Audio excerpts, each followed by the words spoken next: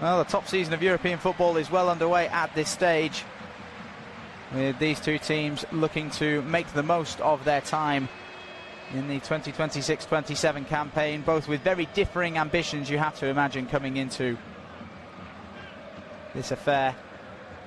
A draw for Cambuur will be more than enough against a team who were second to only PSV by a whopping 19 points last time around, and who qualified for the most elite competition that Europe has to offer as far as club football is concerned. With regards to the hosts of this game, European football would be a pipe dream for a team with such little experience in the Dutch top division as a whole. The last time these two teams met would date back to the summer prior to the 2025-26 campaign, a friendly match that took place here at this very ground, the Cui Stadion.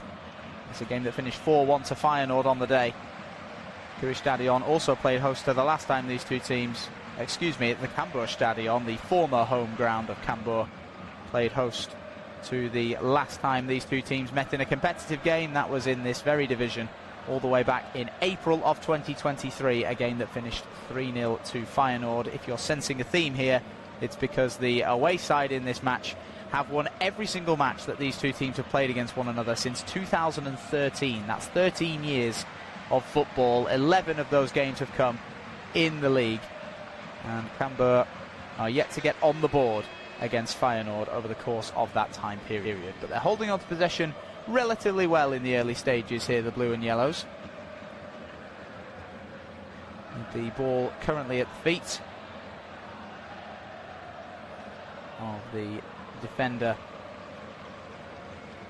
Ismail Baouf, who sends a long ball forward for the chase of Sami Buhudane.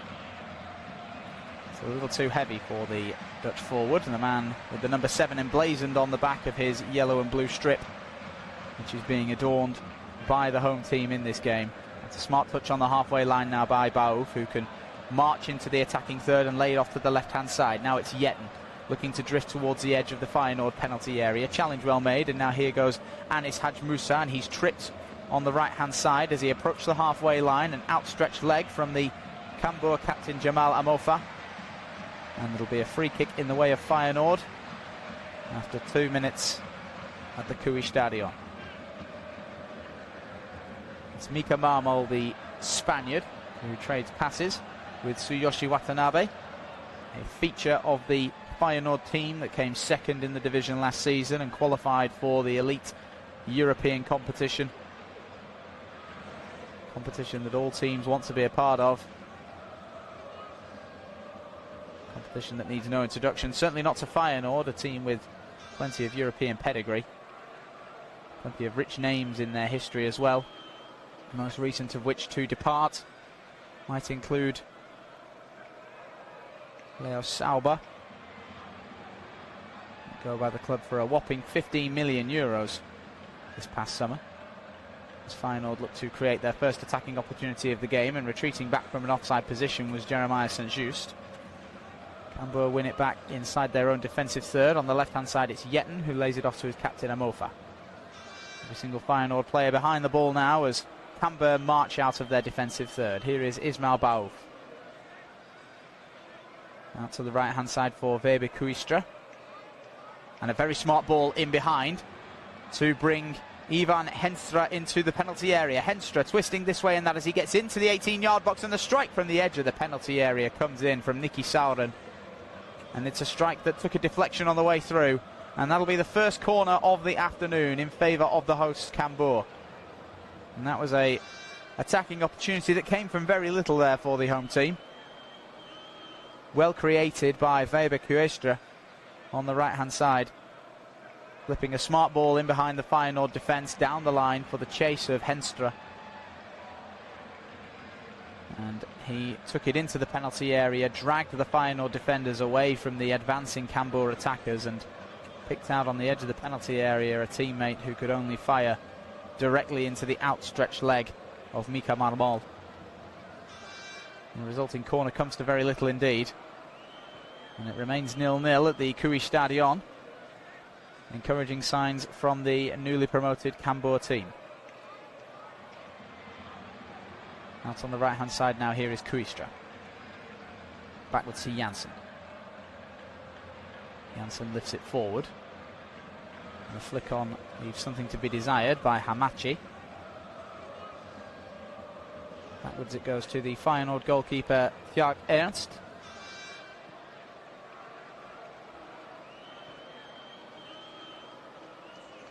Starting goalkeeper to replace the departed Timon Wellenreuther for Feyenoord in the summer.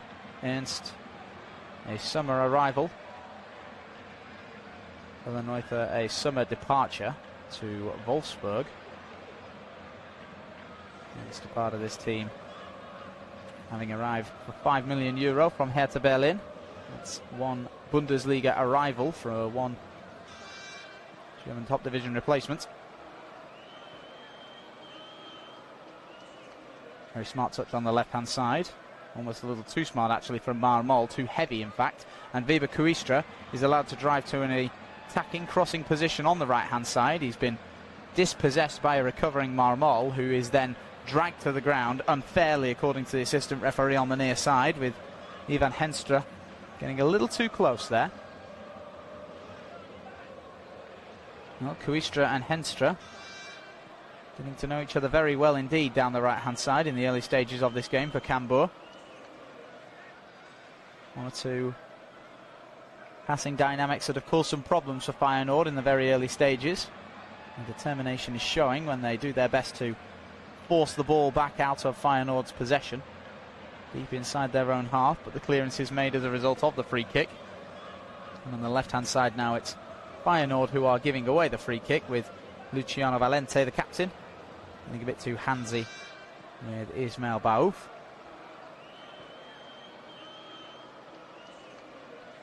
Plenty for the two gaffers on the touchline to consider from the opening 7 minutes of this match. In the middle of the park now, here is Sky Vink, trying to drive down the left. Able to play it to his midfield partner, Nicky Soren, whose nation, Curaçao, made a bit of a name for themselves by appearing over the course of the summer in the States, in Canada and Mexico, in what is undeniably the world's biggest football tournament. Tournament that they didn't exactly prove themselves in, but yeah, they're right to be there. Who knows in 4 years' time whether or not they'll make a return. It's Yetten into the centre of the field now. A little bit of wiggle room for Hamachi to break into down the left-hand side, and he's able to get over the halfway line before finding Yetten again. Yetten into the feet of Soren. Now Kuistra. Kuistra to Henstra. Henstra back to Kuistra. A lot of possession in favour of Cambuur in the early stages of this game. It remains Cambuur 0, Feyenoord 0, and with 8 minutes on the clock, it's important that I remind you can watch this game live using your local broadcaster. An official commentary that you are tuning into here. As Sauron picks up possession on the halfway line, Cambuur doing their best to just retain the ball and not give Feyenoord much to work with. Henstra.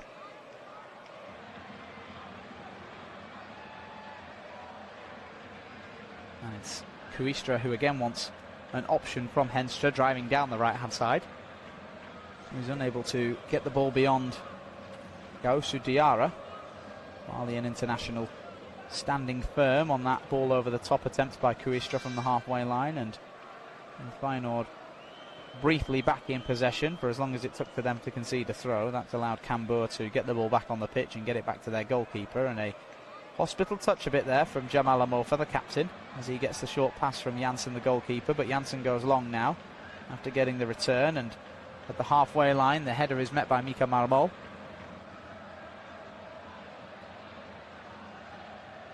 Into the 10th minute of this game at the Cui Stadion. And what Giovanni van Bronckhorst thinks of proceedings so far. The man in charge of this Feyenoord team after the removal from his post of Robin van Persie, after coming so far behind PSV in the 2025-26 Dutch top flight. Whopping 19 points in it between the champions and the runners-up. Yes, the final destination for both of those two teams was the top table of European football, but one of them did it with the trophy in their hand and the other certainly didn't. The league so far this season, these two teams have begun to acclimatise to the competitive nature that is being thrust back upon them at this stage. And we're 2 games in, 2 defeats as well against Excelsior and Fortuna Sittard, home and away respectively. For Feyenoord, a draw and a win so far means they are unbeaten in the league against Sparta Rotterdam, and the sharing of the points came against Go Ahead Eagles, and they're looking to use their first real attack on the Cambuur defence to create something special. It was a nice attempted 1-2 between Ueda and Valente. The two players couldn't connect with one another as the back heel attempt was made by the Japanese forward. Bounced away off a Cambuur defender, and the eventual clearance reaches the halfway line before being recovered for Feyenoord by Watanabe. Now on the halfway line it's Jivai Zechiel, who's going to advance forward as he leaves it to Javairo Reed on the right hand side. Backwards to Watanabe. Watanabe into the middle for Van Hout, the new arrival this summer for Feyenoord, and the sliding challenge is attempted on St-Just, but it's not going to make the interception, and now St-Just is able to slip it in behind, and it's unfortunately miscontrolled by Zechiel. That was the perfect opportunity for Feyenoord to get into the penalty area there, very well crafted by Jeremiah St-Just, and as he laid it off to Ueda in the end, that was the attempt. It couldn't quite find its target. It was behind Ayase Ueda as he made his way into the penalty area, and he couldn't quite keep it under his control. Touch just let him down slightly. And away it gets scrambled in the end by Ismail Baouf.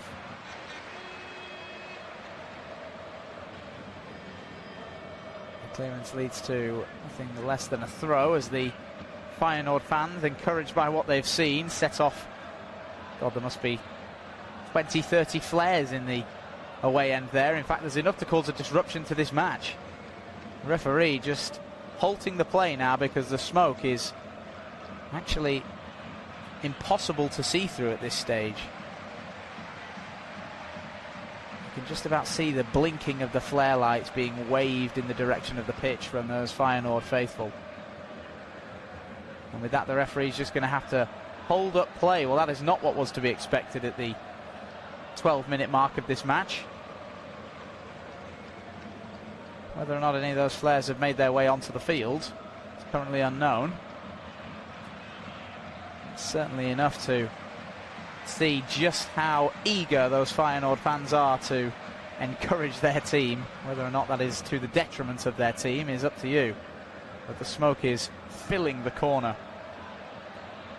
of the Cui Stadion.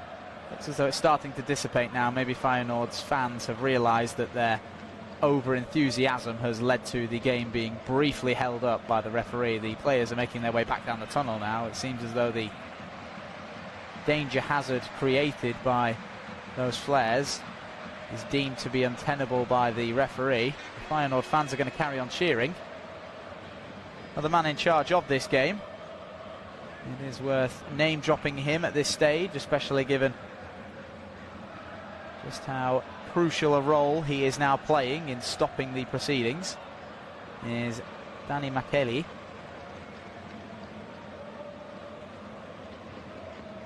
Well, it's difficult to see what will happen next. The smoke very much appears to have cleared. The flares are no longer being waved. It seems the Feyenoord fans have learnt their lesson. And as bad as my Dutch is, there is a sign up on the screen at the Cui Stadion which ends with the word forbidden. I'm willing to bet it's a message about flares being not allowed in the stadium due to the health and safety concerns.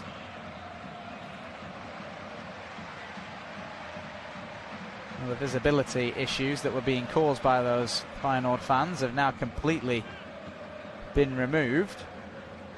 How long it takes the players to come back onto the pitch is a completely different question.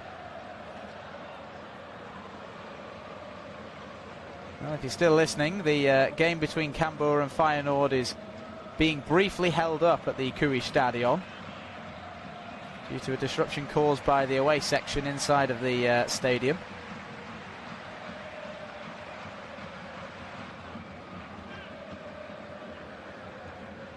Must have been about 20 or 30 flares being let off at the same time that has encouraged the referee to stop proceedings because of the very heavy amounts of smoke that was being emitted from the away end at the Eredivisie-Cambuur-Feyenoord-LIVE. And now the smoke has cleared, which means we expect to see the players back out on the pitch within the next few moments or so. But not before a handful of those Feyenoord fans have had a bit of a dressing down from the security here at the Eredivisie-Cambuur-Feyenoord-LIVE.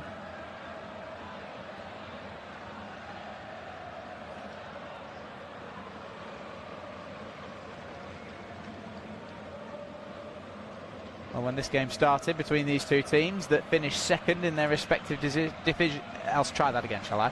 When this game started between these two teams who finished second in their respective divisions, you could have anticipated that before the 15-minute mark it wouldn't be something on the pitch that would be getting the headlines. Instead, it's something off the pitch. Thankfully, it has been confined to the stands. No flares, no foreign objects have been thrown in the direction of any of the athletes on the pitch.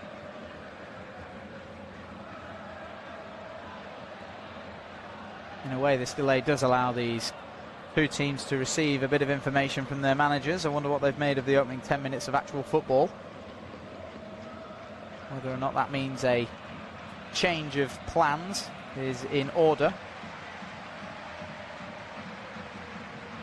As the flags begin to be waved as opposed to the flares, which is a much more approachable form of support. Certainly less likely to involve any health and safety matters from the Feyenoord fans.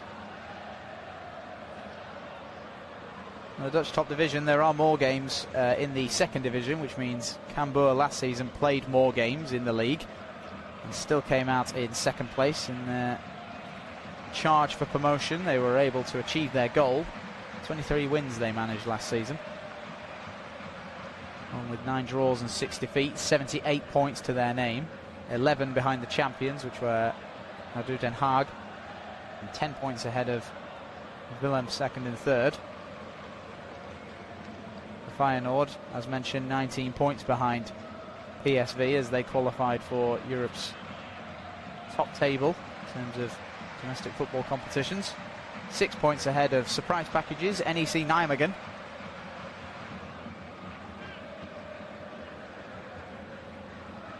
Who finished third.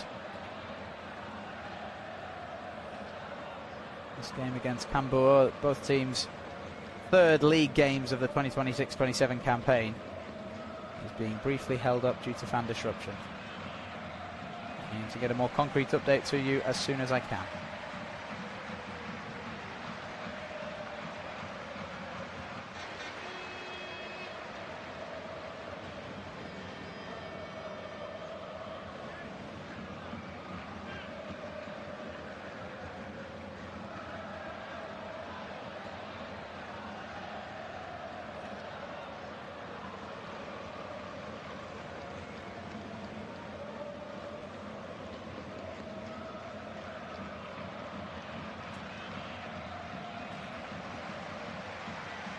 Rejoin us at the Eredivisie-Cambuur-Feyenoord-LIVE. Cambuur 0, Feyenoord 0. The game 15 minutes old in the Dutch top division. The referee decided that enough was enough from the Feyenoord fans, who had let off maybe 20 or 30 flares at the same time, and the smoke that was clouding their vision of the match was beginning to creep onto the pitch. Therefore, the game was deemed as impossible to continue. The official wording of the reason for the brief stoppage of the match is interrupted due to unrest among fans. That's what I've been given in black and white in terms of information on what happens next.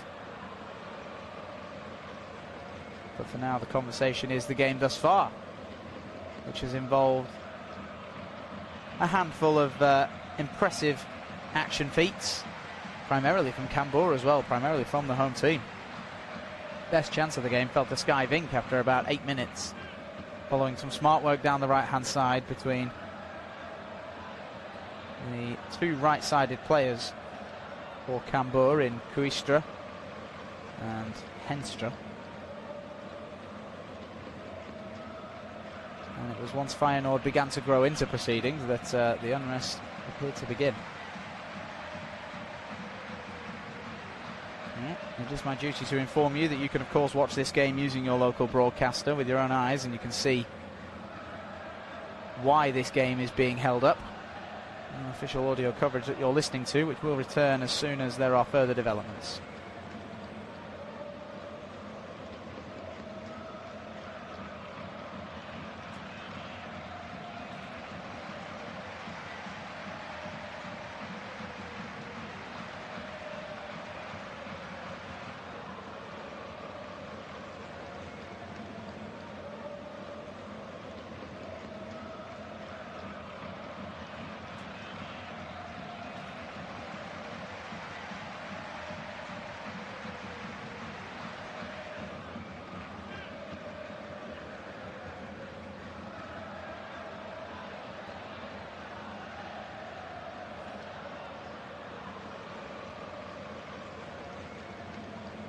Just as a regular reminder, this is an unofficial audio coverage of the match between Cambuur and Feyenoord in the Dutch top division, a game that reached the quarter-hour mark before being held up by the referee due to unrest among the Feyenoord fans, who had let off somewhere between 20 and 30 flares in the away end, and the smoke that was creeping onto the pitch, as far as the referee was concerned, meant that the match was impossible to continue at the time. The smoke has now cleared and we're waiting for the referee's green light to continue the match. And as of right now, the focus is on what has already happened. Chances that have been present but not exactly concrete for both of these two teams in the opening 15 minutes. The official coverage will continue as soon as the game is back underway.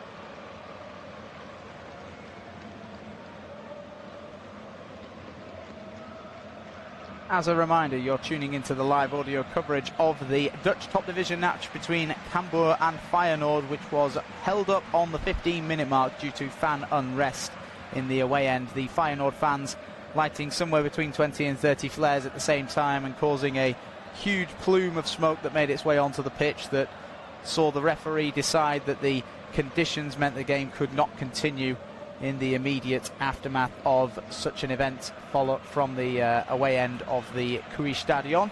0-0 with 15 minutes played, and how the game will proceed from this stage is anybody's guess, but the match will continue, it seems.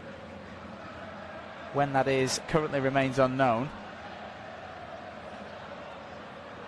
The chances in the opening 15 minutes or so were there, but they weren't exactly concrete. It was two teams who were still in the feeling out process by the time the Feyenoord fans supposedly made the pitch unplayable. Now the smoke has cleared. It's surely only a matter of time before the game proceeds as normal. But should Feyenoord score, it may be a fear that the scenes are repeated. The man in charge of this game, the referee, is Danny Makeli, and he has made the judgment call to hold up proceedings for as long as is necessary for player safety concerns. The live audio coverage will resume as soon as the game gets underway, save for one or two reminders in between.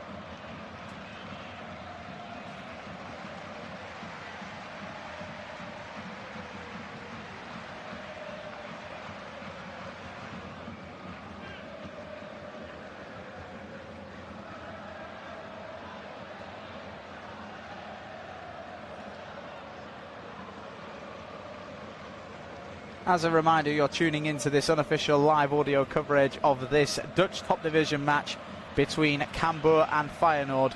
These two teams whose game was 15 minutes old was briefly held up by the referee in charge, Mr. Danny Makeli, due to fan unrest. The official verdict is there were maybe 20 to 30 lit flares somewhere in the Feyenoord away end at the Kui Stadion, the home of Cambuur, with enough smoke being produced due to the lighting of all of those flares that caused the referee to decide the pitch was unplayable. The smoke has now cleared and the flares have been stopped. The pitch is being watered by the sprinklers, which suggests that it is being readied for the return of the players, but it has been maybe 10 minutes since the referee decided to send the players down the tunnel as a brief stoppage to proceedings.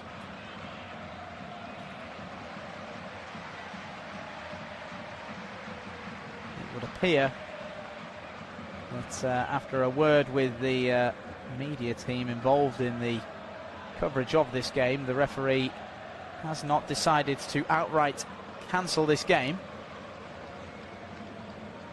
But unfortunately, Dutch isn't my first language, as you may be able to tell, so understanding what was said has proven more difficult than I might have hoped to be able to give you a concrete time estimate for when this game will resume. If you'd like to see for yourself, you're welcome to tune into the game on your live local broadcaster. And as of now, the smoke has cleared from those flares in the away end. And I believe both sets of fans will be eager to watch the game recommence with hopefully no further issue. It is the third league game that both of these two teams have played in the 2026-27 campaign. Cambuur with 2 defeats to their name so far against Fortuna Sittard away from home and Excelsior on this very stadium, as opposed to Feyenoord's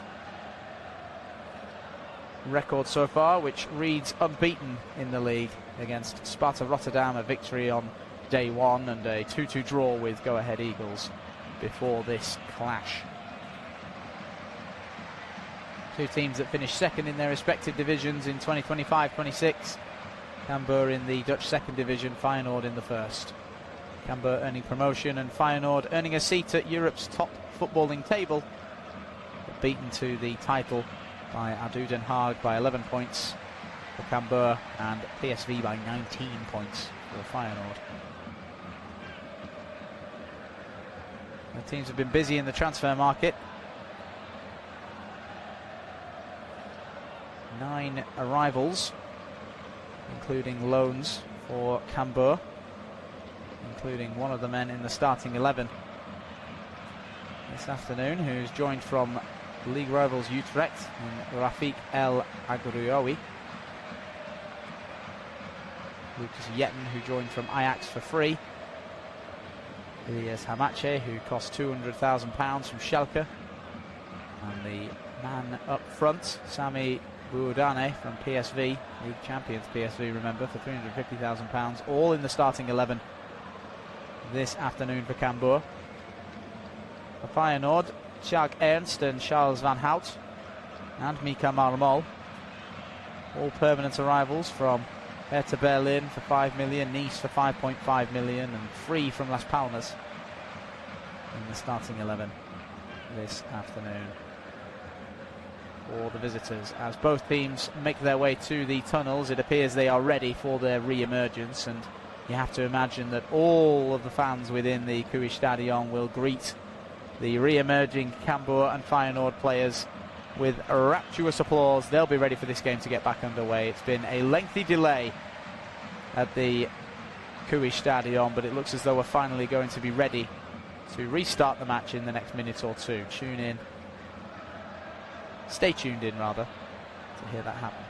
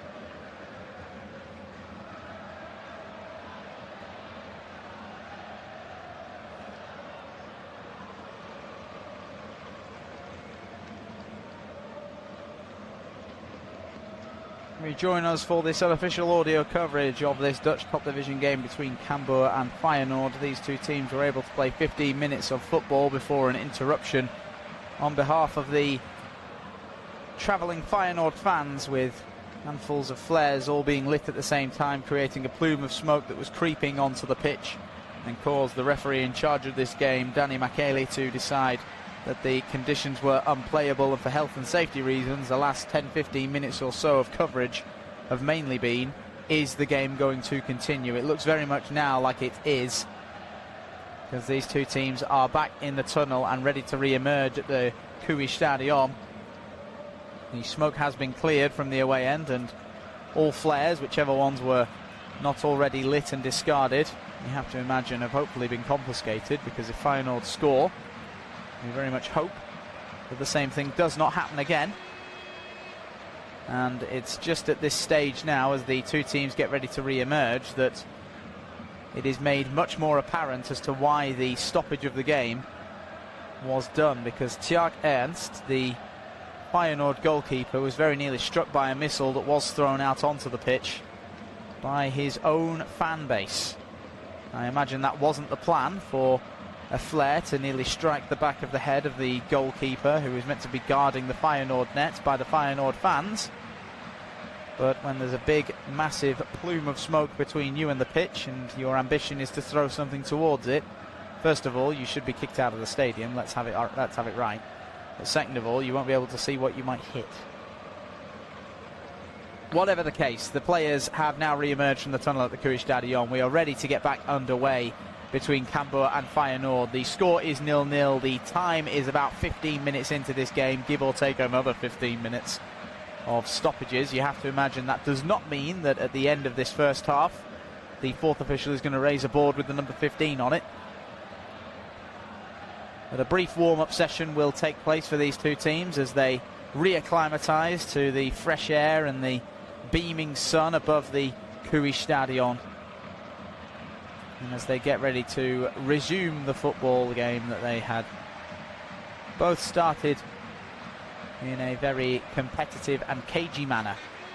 Feeling out process had its time to finish, and a couple of attacking opportunities were created by both teams before the stoppage. Does that mean we're back to square one, or are these two teams going to go hell for leather now that the starting whistle is ready to be blown once again?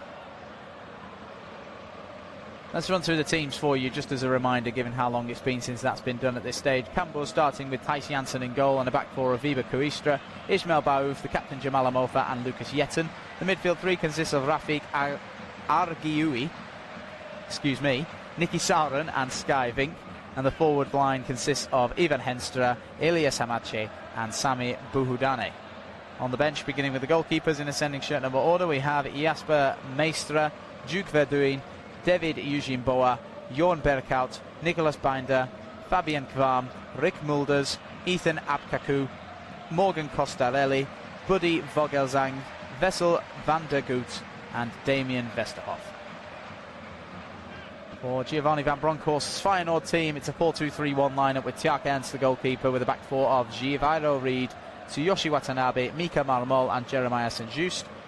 The defensive midfield partnership are Charles Van Hout and Jivai Zekiel, and the right-hand side is consisting of Anis Hajmusa, the left of Gauso Diarra, Luciano Valente, the captain in the middle, and the lone striker Iyasa Ueda.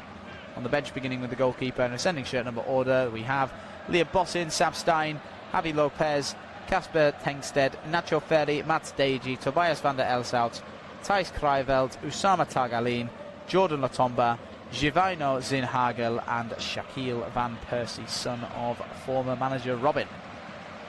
As mentioned, Giovanni van Bronckhorst taking to the dugouts for the Netherlands, for Feyenoord, a legend in the Netherlands for his footballing nous, formerly of Arsenal and a major player in the Dutch national team that reached the 2010 final of the biggest international tournament on the planet, where they were eventually undone by Spain. His opposite number, Johan Platt, appointed ahead of this season for Cambuur, their return season to the Dutch top division following promotion from the second tier in 2025-26 as runners-up behind ADO Den Haag.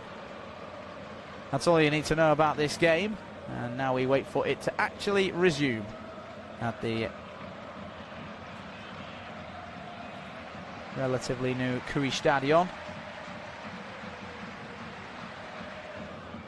14,504 seats in this stadium. You want to be generous with the standing included. It's a 15,000 capacity stadium in Leeuwarden in the Netherlands.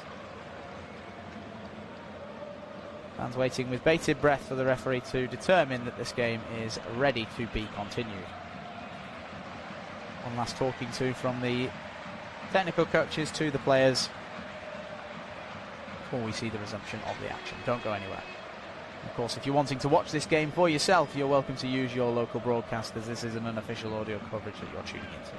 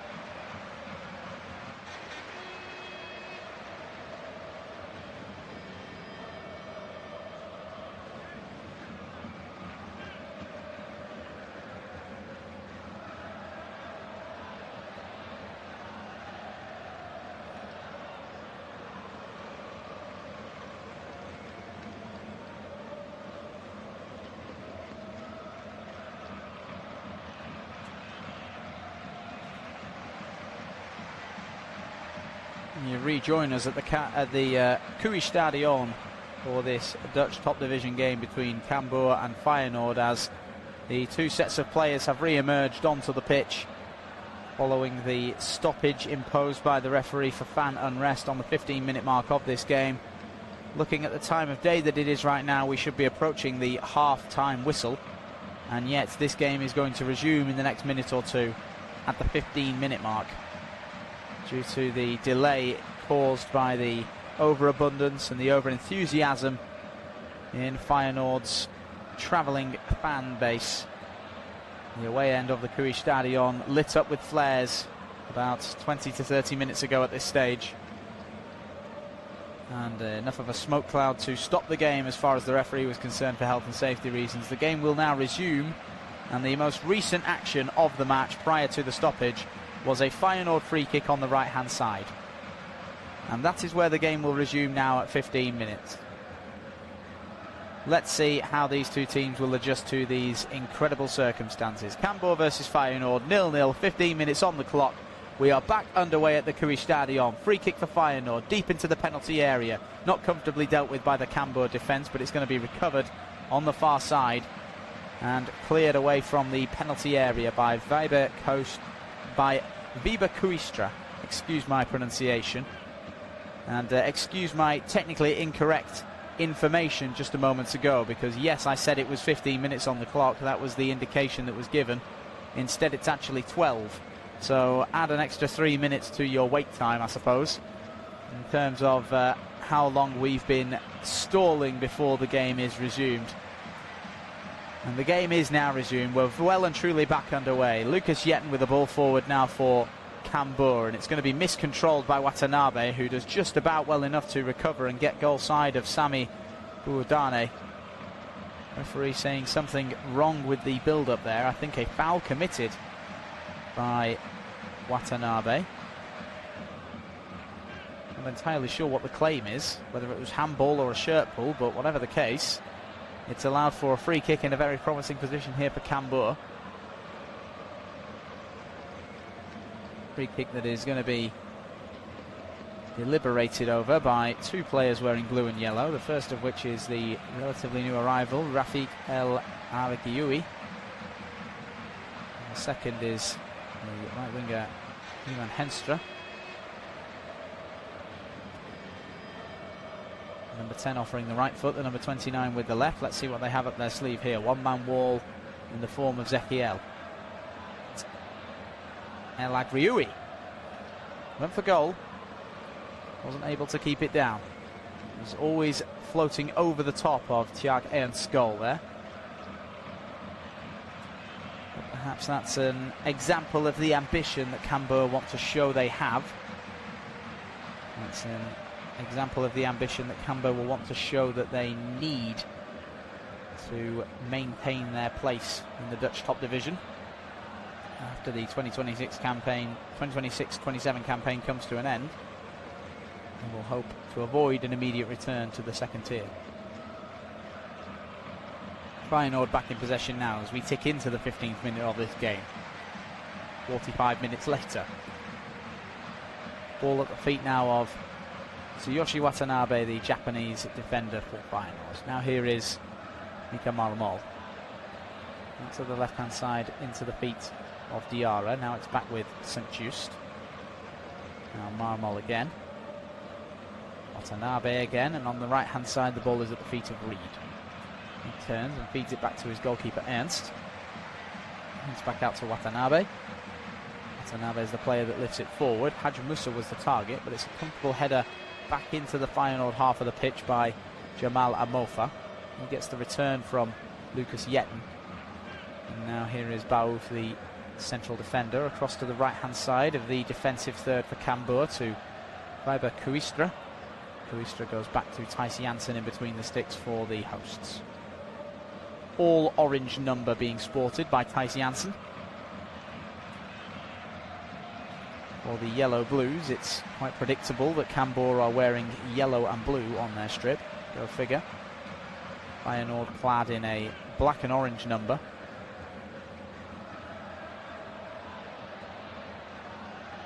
Their goalkeeper Jansen, their goalkeeper Ernst wearing all neon green. Now on the left-hand side, for Feyenoord, here is Diarra.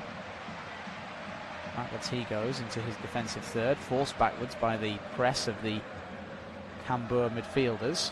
He rolls it back to his goalkeeper Ernst, and that's a very smart ball through the middle after the long ball forward, slipped on even further by Zekiel, who's going to get the return, and the goalkeeper's not done a good job of clearing it.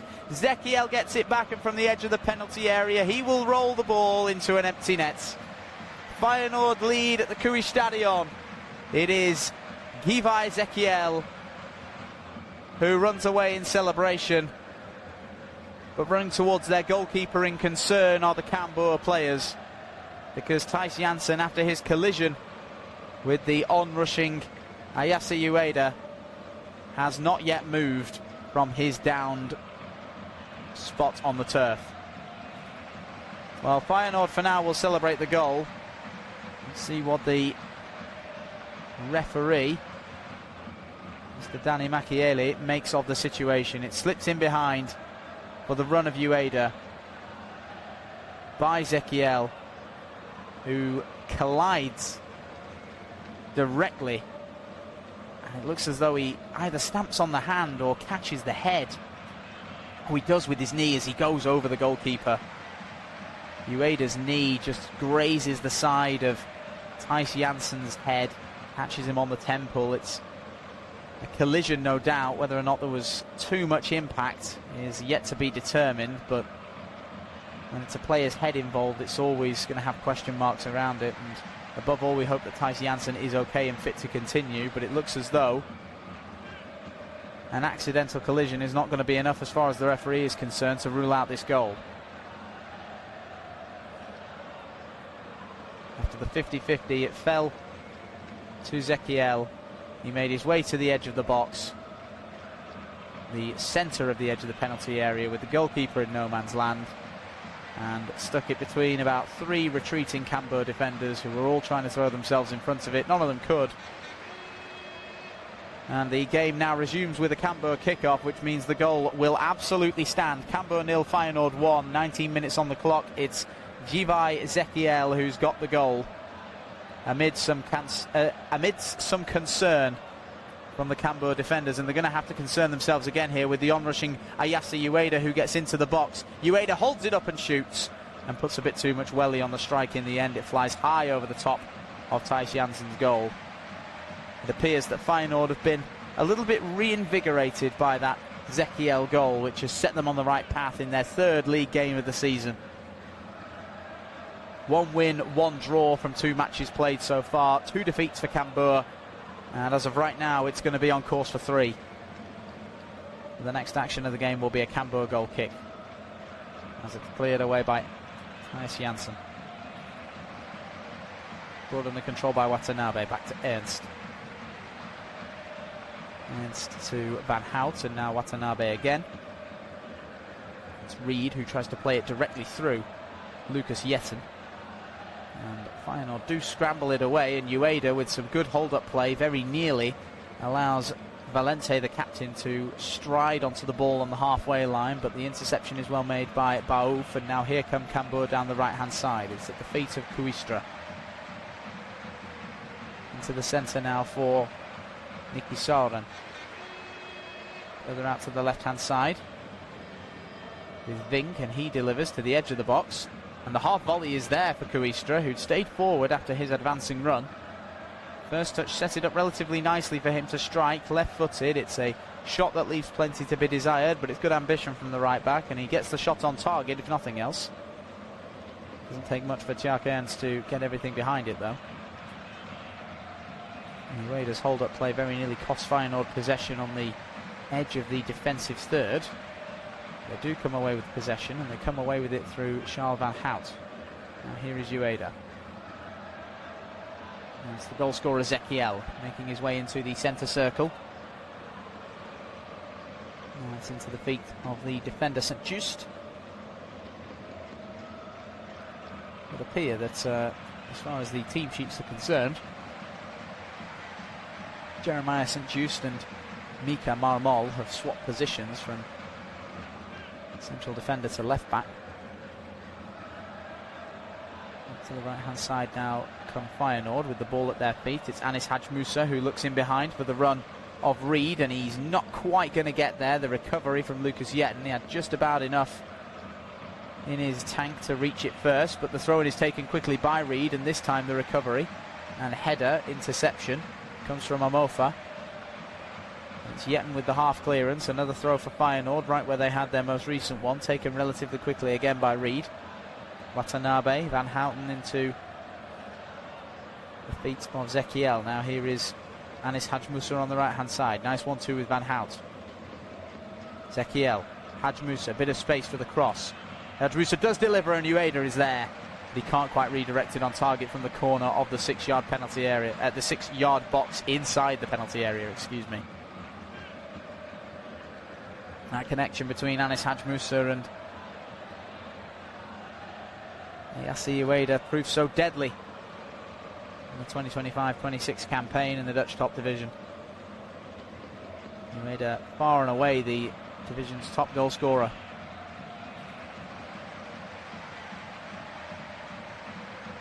Jansen from the goal kick is making the long clearance now, and the attempted header was there for Buodane, but he was bundled into from behind by Mika Marmol. It's Baouf for Cambuur. Kuistra passes the ball straight into traffic.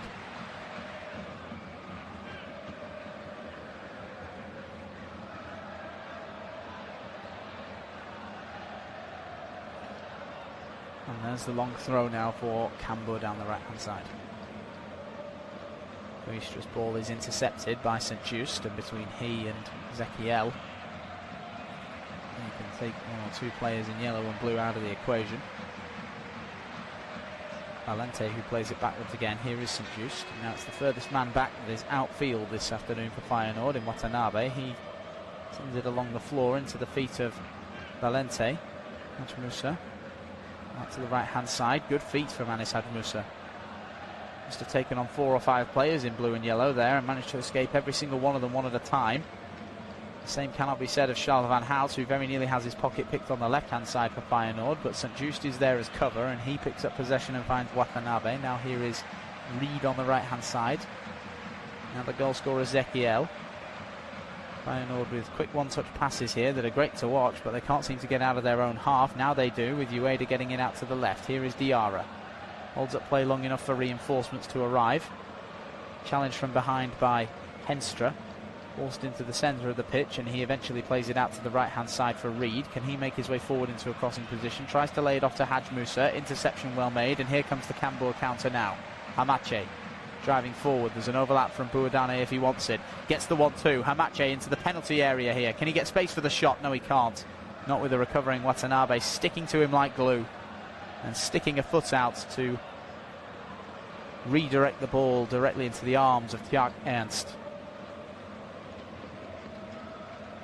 Reaching the 25-minute mark here of this game between Cambuur and Feyenoord, a game that kicked off at a game that kicked off at 4:45 GMT, with the time now being 20:05. You might be wondering how that's happened. In case you missed it, this game was held up for 25 minutes approximately due to fan unrest in the Feyenoord away end at the KUI Stadion. Feyenoord fans letting off 20 to 30 flares at once and causing a big plume of smoke that made its way onto the pitch and made the game unplayable as far as the referee was concerned. 25 minutes later, with the smoke cleared, we resumed at 12 minutes and we're now at 25. Interested in how the rest of this game plays out, whether or not there are any more lengthy stoppages, you're welcome to watch this game live on your local broadcaster. As of right now, it is Cambuur 0, Feyenoord 1, thanks to Jivai Ezekiel.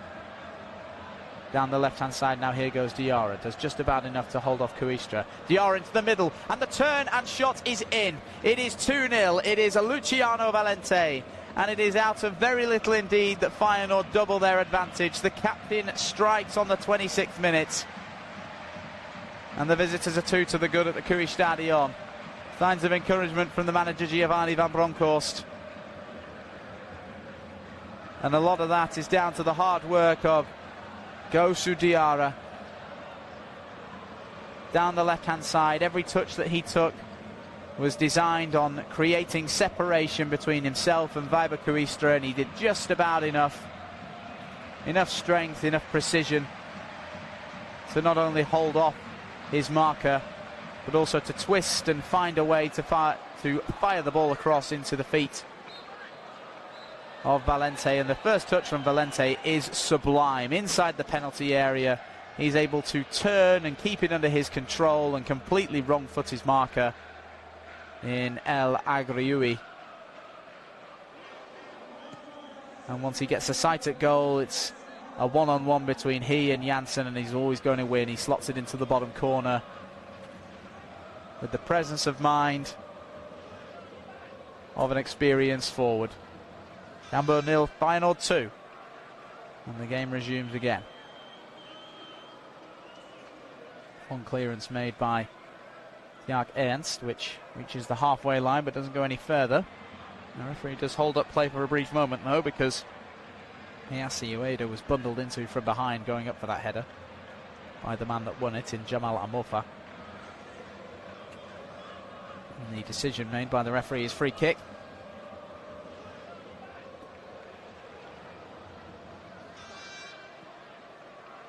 Here is St. Just. Bit of pressure applied by the Cambuur forward line. Forward it goes by Watanabe. There's not much of a chase on for Anis Hadj-Moussa.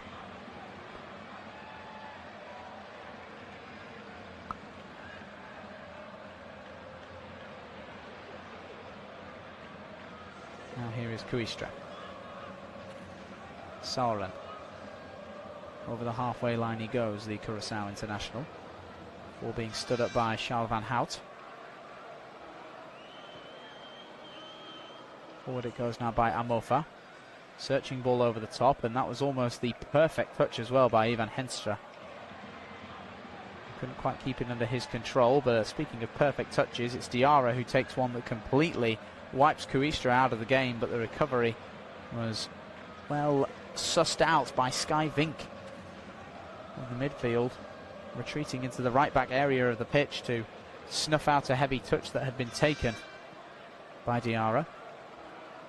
Now here come Cambuur again. Opportunity for Henstra. He thought about the cross. Instead, he tries to get into the edge of the penalty area and go for goal himself. He's tripped before he can get it out of his feet, and despite waving his arms in the direction of the referee, those appeals for a free kick fall on deaf ears. Yasa Ueda. Now it's Van Hout. Now Zekiel. Space to drive into on the right of centre. Over the halfway line goes Zekiel. Decides not to do it alone. Out to the right hand side for Reed, who's got Valente with him. Here he is now, the goal scoring captain. Backwards to Watanabe as every single outfield player makes their way into the Cambuur half of the pitch, including the man in possession now, Jeremiah St. Just. Marmol. Bit of space in the midfield for Van Houten to drive into. He's got an option out to the left hand side if he can find him, and now he does. Diarra, plenty of space for the cross. Returns the ball to the corner of the box with Van Houten, and now here is Valente thinking about the shot from 25 yards. Instead he goes out to the right hand side, and another crossing position presents itself for Reed. This way and that to escape from Yethen. Reed turns and plays it back to Haj Musa. There is the delivery, headed away for Cambuur by Baouf. Recovered now with St. Just. Feyenoord keeping the pressure on. Are they going to try and find a third before the half-time whistle? As they reach the half-hour mark here, Cambuur 0, Feyenoord 2 in the Dutch top flight at the Cui Stadion. Give or take a 25-minute delay, this has been a game that has revolved around Feyenoord's attacking intent. Here is Zekiel. As a reminder, you can see the damage that Feyenoord are intending to do to Cambuur as well for yourself if you would like to tune in using your local broadcaster. It's an unofficial audio coverage that you're listening to this afternoon.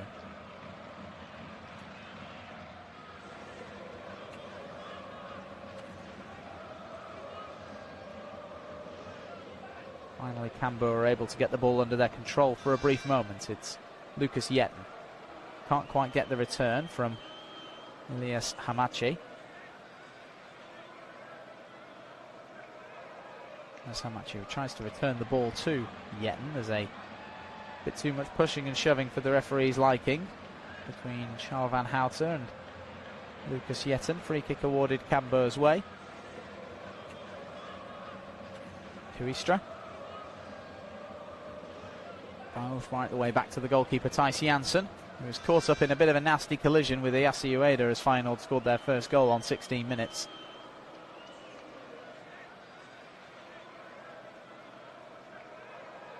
Valente, that's clever. Drives away from Kuistra. Valente all the way towards the edge of the penalty area, and eventually he has been jumped on top of by the recovering Cambuur defender.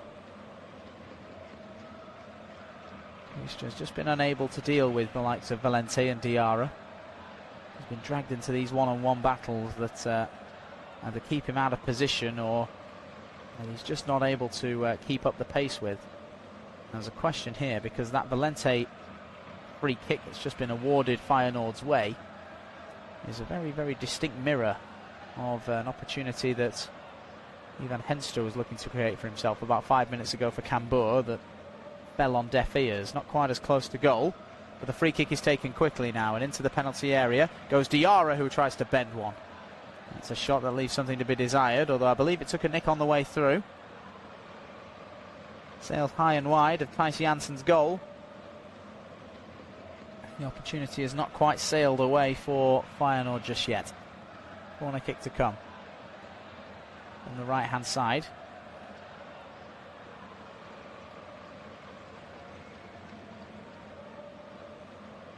Watanabe gets forward. Marmol gets forward. St. Just gets forward.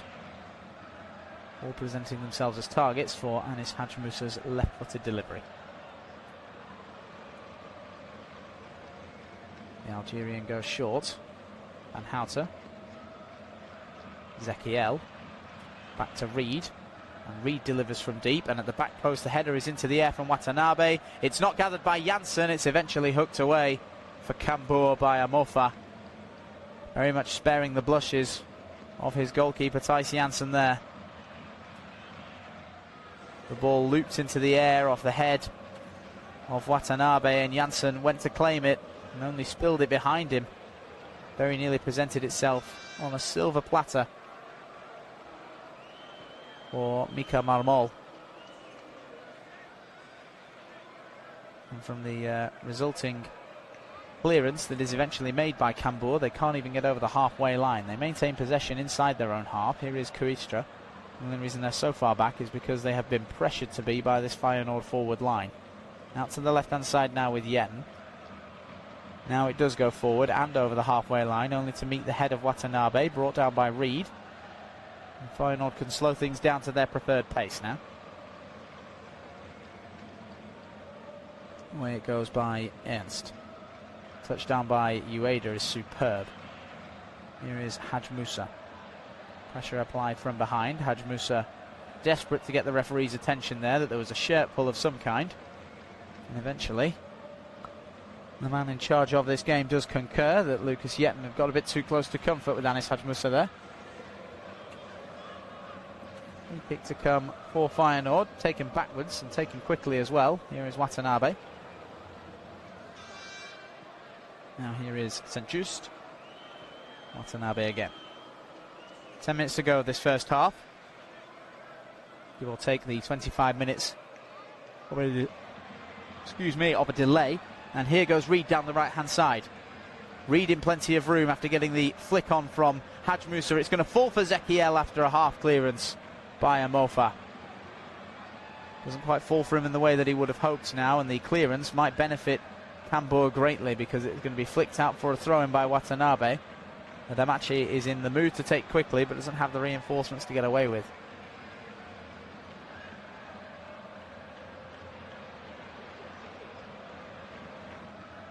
Thrown backwards in the end to Amofa. That's across to Kuistra in a little bit more room on the halfway line on the right-hand side. Further out to the right-hand side with Henstra.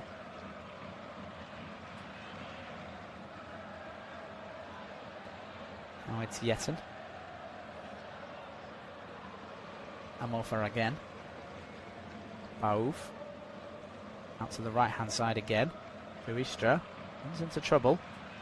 They are standing very close indeed to Baba Kuistra.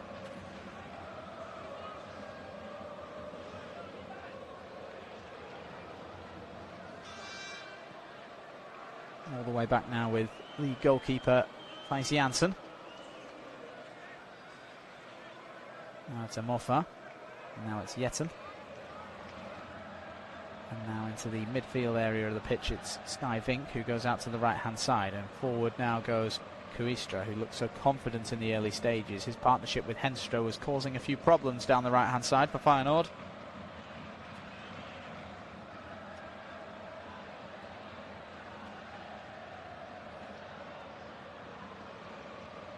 Here is Soren.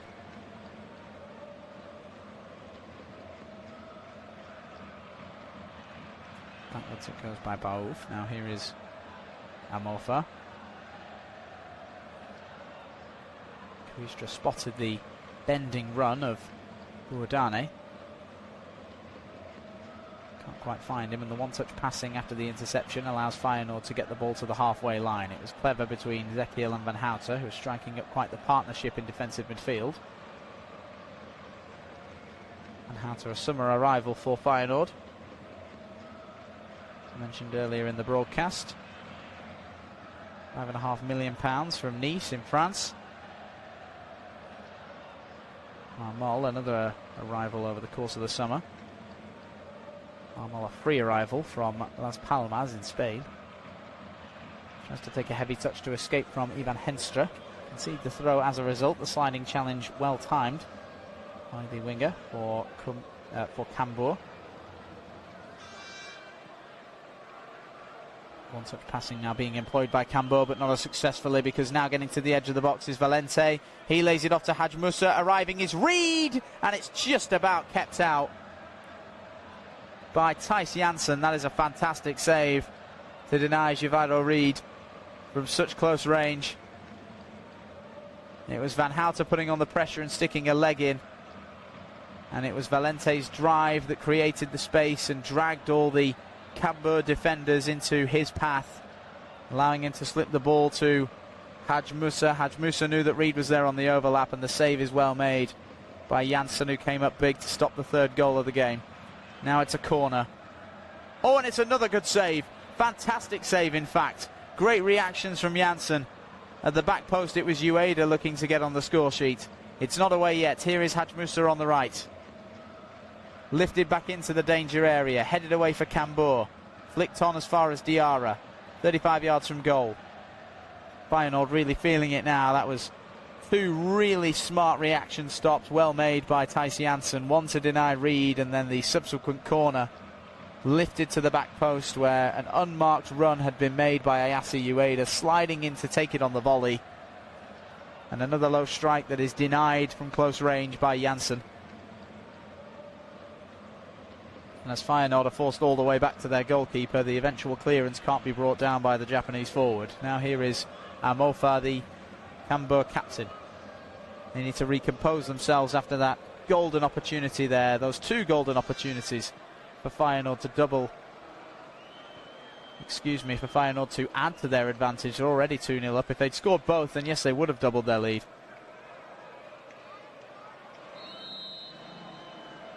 Now here is Huistra on the right-hand side. Back to the halfway line he goes. And with 5 minutes left of the first half, not including any additional time, it's my duty to inform you that you can watch this game yourself on your local broadcaster. It's an unofficial audio coverage that is bringing you all the action from the Cui Stadion as Feyenoord look to add to their 2-goal lead over Cambuur. But a poor touch from Ayase Ueda on the turn just allows the interception to be comfortably made by Amofa. He was involved in an earlier tangle with Anis Haj Musa. But there's nothing more than a collision of two people going for the same ball after Haj Musa had released the ball. His momentum took him seemingly thigh first into Amofa.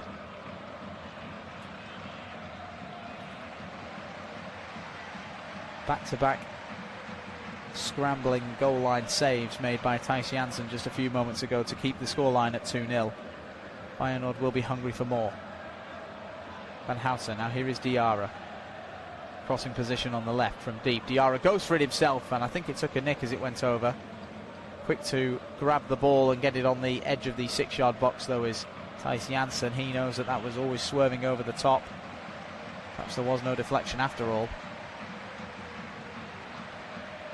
And of the 14,000 crammed into the Cui Stadion for this game so far, the happier of the bunch will be those Feyenoord fans in the away end whose over-enthusiasm early in the first half saw the game postponed for 25 minutes due to the abundance of flares and smoke that was pluming out onto the pitch at the Cui Stadion.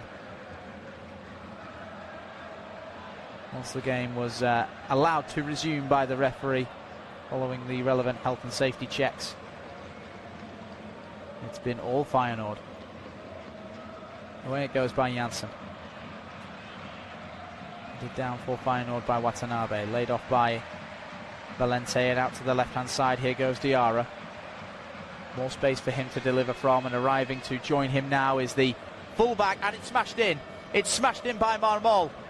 It is 3-0. Mika Marmol gets his first goal for Feyenoord since his arrival in the summer from Las Palmas. Thijs Jansen furious that he allowed that to slip underneath him and into the back of his goal. And it's another goal that came from very little indeed. Out on the left-hand side, Marmol and Diarra were just afforded too much room between them, and nobody picked up Mika Marmol as he made a continued run into the penalty area. He got the return ball from Diarra, and he had one thing in mind as it fell to him. But everything he had into the left-footed strike that cuts across the penalty area and sneaks under the palm of Thijs Jansen and takes a nick off his knee as it bounces up and into the back of his own net. Mika Marmol will do his best to claim that one, but the dubious goals committee may well see that as an own goal scored by the goalkeeper. Whatever the case, Feyenoord are 3 to the good at the KUI Stadion with 2 minutes of normal time to play at the end of this first half. Kuistra. Pressure applied by Diarra, and the final touch was Kuistra's, I believe, there. It appears I stand corrected as Kuistra takes the quick throw. And Cambuur will just be keen now to not let any more damage be done before the half-time whistle blows. To their credit, they might have expected the half-time whistle to have blown about half an hour ago, but they might be able to create something here in the closing stages. Down the right-hand side, it's a good ball for the run of Henstra in behind, who's all of a sudden got 2 Feyenoord players in front of him. Attempts to lift it into the penalty area from the right-hand side. And after he does so, it's blocked, and as players wearing both shirt colours drive for the ball, one holds back the other. As a Cambuur player judged to be the aggressor. The man fouled was Jeremiah St. Just, and he takes the resulting free kick from the edge of his own penalty area. Out to the right-hand side for Reed, and now further forward is Haj Musa into the Cambuur half of the pitch. Haj Musa taking on the captain Amofa, able to get it onto his left foot and in behind, and there's a challenge made just inside the penalty area, and the referee, which way has he pointed? I believe we are on the cusp of seeing a Feyenoord penalty here. Rafik El Agrigui. I'll try again. Rafik El Agrigui. There we go. Was in the box and from behind appears to just stick a leg out on Jivairo Reed, who's made his way forward. He's certainly inside the box, even if only by a fraction. It could be seen with the naked eye, and the referee thought so too. And a spot kick is awarded, no VAR check is necessary. And with a minute to go at the end of this first half, actually as the fourth official's board is about to be raised, Ayase Ueda will take on Thijs Jansen from 12 yards. Penalty for Feyenoord, Ueda to take, and Ueda to score right down the middle. Not even half-time at the KUI Stadion. And it is Cambuur 0, Feyenoord 4. With a minute to play at the end of this first half, added on by the fourth official. Ayase Ueda fires in from the penalty spot, scoring again in the 2026-27 campaign, as he did more times than anybody else in the 25-26 campaign. The goal celebrations are even muted at this stage. You dread to think what Johan Platt, the Cambuur manager, will say to his team at half-time, but surely Giovanni van Bronckhorst to his Feyenoord team will just be saying, same again please boys. Kick-off is taken, there is enough time for that according to the referee, as Cambuur launch it forward. It's going to go over the top of everybody. It's a coast-to-coast clearance by Jansen to Ernst, and there is the half-time whistle, and you have to imagine that a good handful of those Cambuur fans who are headed for the terraces will not be returning to their seats for the second half. Well, it's a tale of two halves, really, this first half, which is weird to say as a commentator, but it's a first half that was defined by a very lengthy stoppage indeed, instigated by the travelling Feyenoord fans. 12 minutes into this match, the referee withdrew the players from the pitch due to fan unrest. 20 to 30 flares in the stands, causing smoke to billow out onto the field at the KUI Stadion. But 20 to 25 minutes later, the players re-emerged and the game re-continued for Feyenoord to absolutely tear their host to pieces. And it's goals from Jiva Ezequiel, Mika Marmol, Luciano Valente and Ayase Ueda that see the half-time scoreline read Cambuur 0, Feyenoord 4. Tune in 15 minutes or so for the second half of this live audio coverage.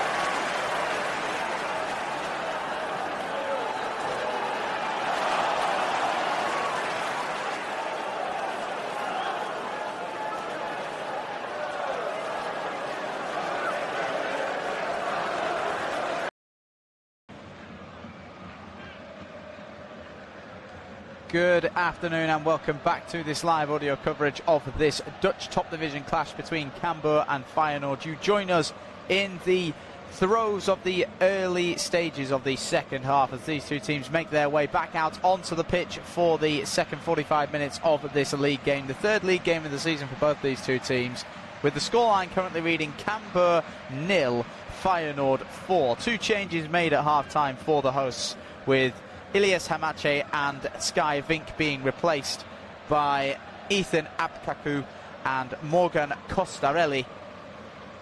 Whether or not those two changes will make a huge dent in the scoreline, as Feyenoord have made such a habit in the first half, a first half that was massively disrupted by fan unrest, of putting the ball in the back of the Cambuur net. Giovanni Van Bronckhorst, the Feyenoord manager, making no changes at the break as these two teams ready themselves for the second half now, with Cambuur getting us kicked off. My name is Jay Cooper and I'll be your commentator for the next 45 minutes or so, and with any luck it won't take another half, I'll try that one more time. With any luck, there won't be an additional 20 to 25 minutes on top of that time due to any fan unrest delays. For anybody who is not in the know, these two teams came out onto the pitch and played from 3:45 GMT, only for the game to be held up 12 minutes in due to the significant amount of smoke and flares that were going off in the Feyenoord labelled away end at the Cui Stadion. It was a game that was delayed as a result of the disruption by the fans for a colossal 20 minutes, only for Feyenoord to come back out once the delay had been removed, once the smoke had been cleared, and absolutely ripped their opponents to shreds. Throw-in to come now on the left-hand side for Cambuur, who want to start the second half in as promising a manner as possible, and one way to do that might be to get a little bit too clever and close with some of their opponents, including Charles van Hout, the Feyenoord midfielder, who is down on the turf nursing his foot. The ball down the left-hand side that was sent forward by Lucas Jetten of Cambuur. Just saw the fullback leave his leg out and catch Van Hout on the inside of his shin. Belgian is now back to his feet. No discipline necessary for Jetten, and it's a Cambuur throw that allows them to switch from left to right, only for the ball over the top by the right-back Aviba Kuistra to be sent right out of play. Long throw now for the chase of Diarra for Feyenoord.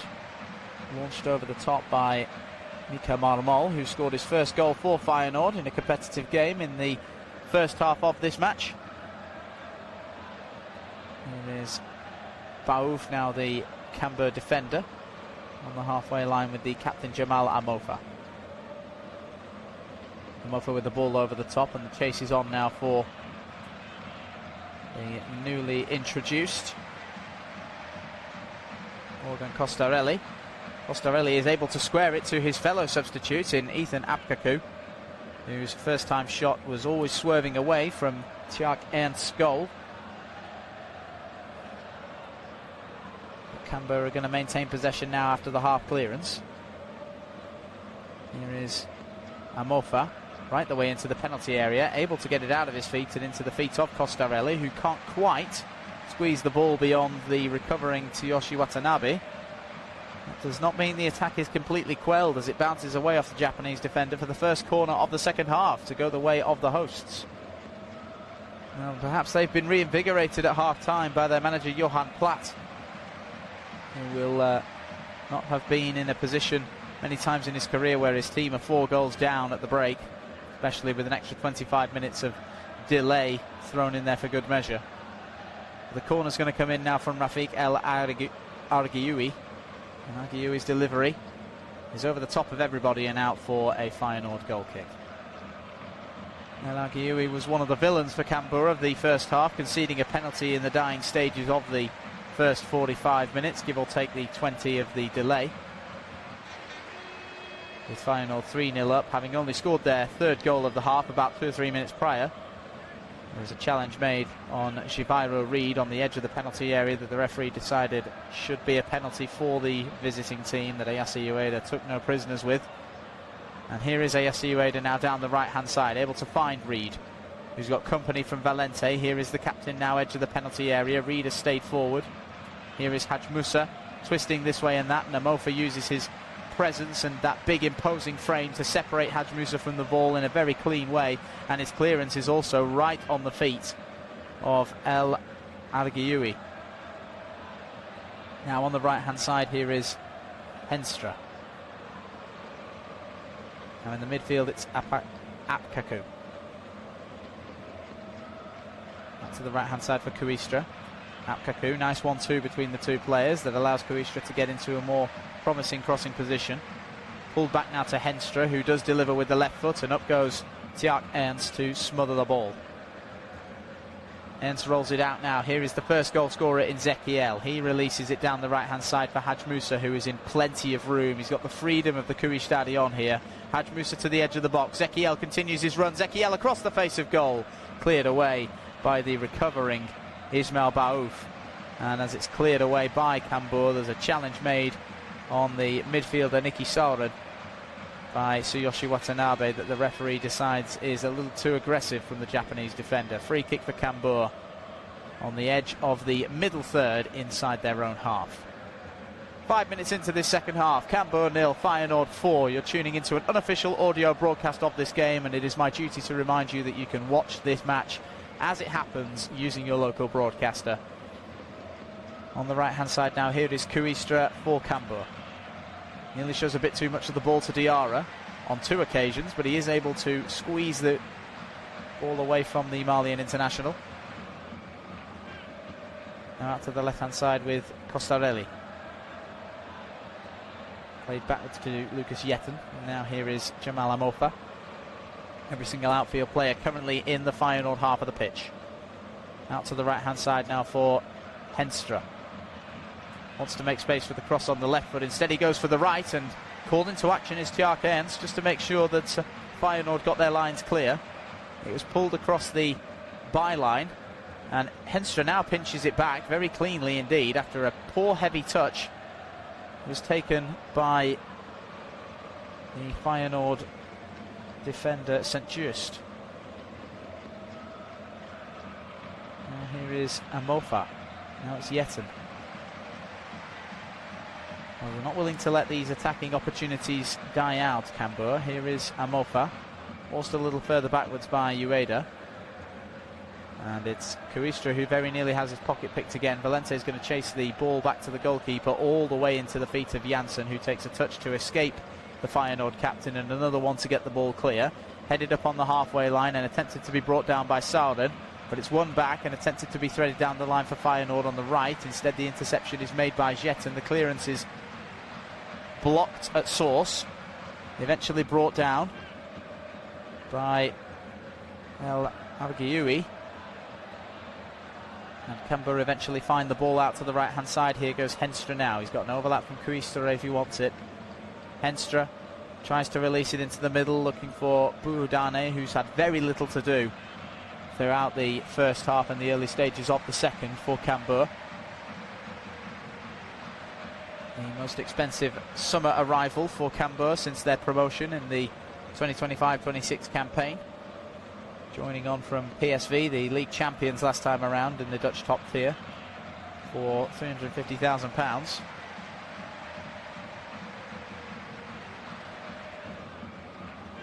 It's also a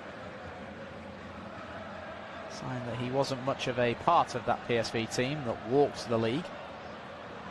Whereas Feyenoord have kept a lot of the core players that took them to second last time around, including the top goal scorer in the league from 2025-26 in Ayase Ueda. Buudane tries to get it out to the left hand side where the bending run was being made by the substitute Costarelli. As he and Haj Musa go for the same ball, the final touch is off of Morgan Costarelli, and it will be a throw-in for Feyenoord on the right. Taken by Reed. Lifted over well by Zekiel, who attempts to get the return. Zekiel is going to get there, and he gets it round the goalkeeper, but he can't quite chase it down. His momentum just carried him to the floor.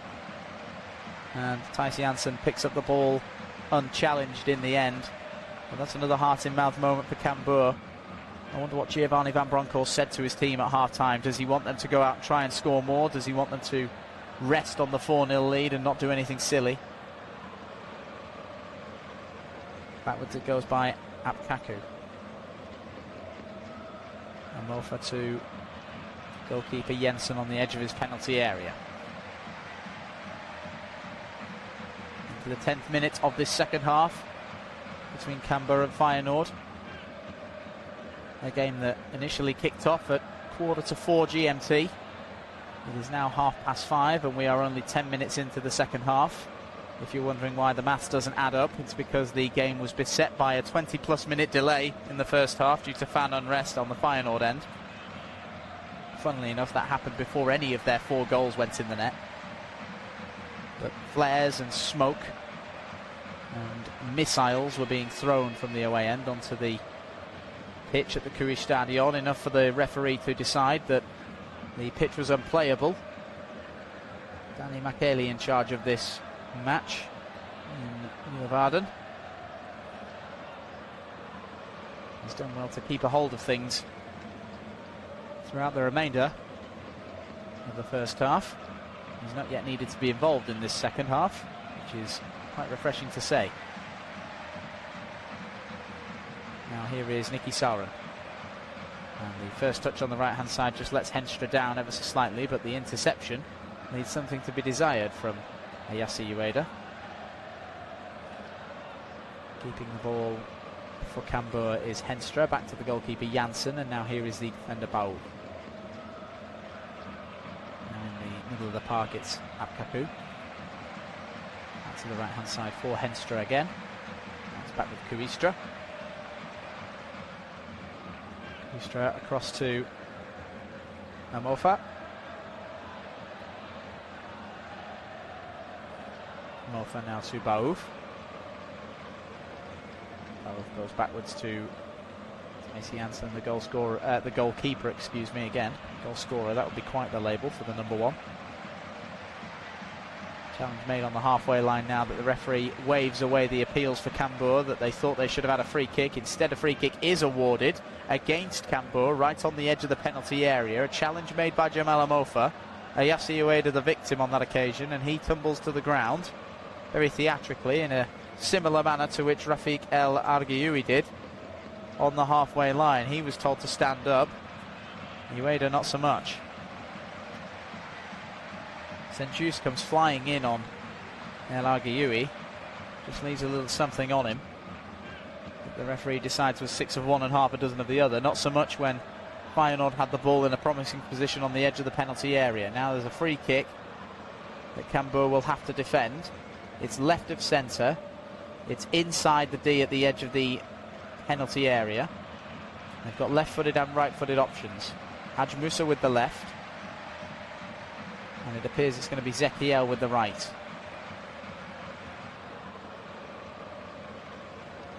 Here comes Haj Musa right into the wall. He can't get the rebound before it's cleared away.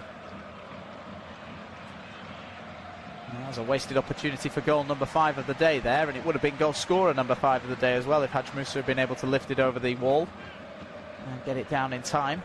Instead he drives it straight into the wall. I'm not even sure it got above the waistline of the man in the way. And the clearance is made on a temporary basis for now. Here is Diarra on the left-hand side for Feyenoord, trying to get further forward. Taking on Kuistra, using his imposing frame. He outmeasures Kuistra by about 3 or 4 inches. Squeezes past the fullback now and switches the ball to Haj Musa, who chops this way and that to try and create space for a ball across the face of the penalty area. Haj Musa eventually looked to go alone, and it took the tiniest of deflections off of Lucas Yetten that will lead to a Feyenoord corner, their first of the second half, and an opportunity for some of their bigger boys to get into the box. Watanabe coming forward. Ika Malmo coming forward, having already scored once in this game, his first for Feyenoord since his summer arrival from Las Palmas. And it's Anis Haj Musa who will take the corner kick. Over the top of Ayase Ueda, edge of the penalty area. Reed unable to keep it under his control, and now here goes Henstra on the counter-attack, and the recovery challenge is special from Zekiel. right on the halfway line, and he sparked the counter. Marmol takes a bit too heavy of a pass for the overlapping run of Valente, and it will be a Cambuur corner as a result. Mika Marmol spurning the attack after a fantastic defensive display by Jivai Zekiel. Sliding challenge that completely wiped out the attacking opportunity for Cambuur. It was Henstra who was driving forward. He knew exactly what he wanted to do. He wanted to escape everybody in orange and black. Zekiel trying to do more defensive duties now inside of the Cambuur half. A bit too over-enthusiastic in his challenge of Nicky Salren. But that sliding challenge, there are few better for a defensive-minded player when it comes to how they can execute their job. Getting back to the halfway line at full speed and sliding into perfectly timed, taking the ball off the foot of Henstra and clearing it forward and resparking the attack. And now Diarra can do the same thing after an intervention on the left. Diarra this way and that to try and escape Kuistra, who's on the recovery. And eventually between he and Henstra they're able to win it back. But Diarra stays close and is able to deflect the ball into the feet of Mika Marmol. Now here is Jeremiah St. Just. It's Reed into the feet of Van Houten in the middle, and his first time ball down the right hand side towards Haj Musa is intercepted, lifted over now by Nicky Salren, looking for the run of Buudane, can't quite find him.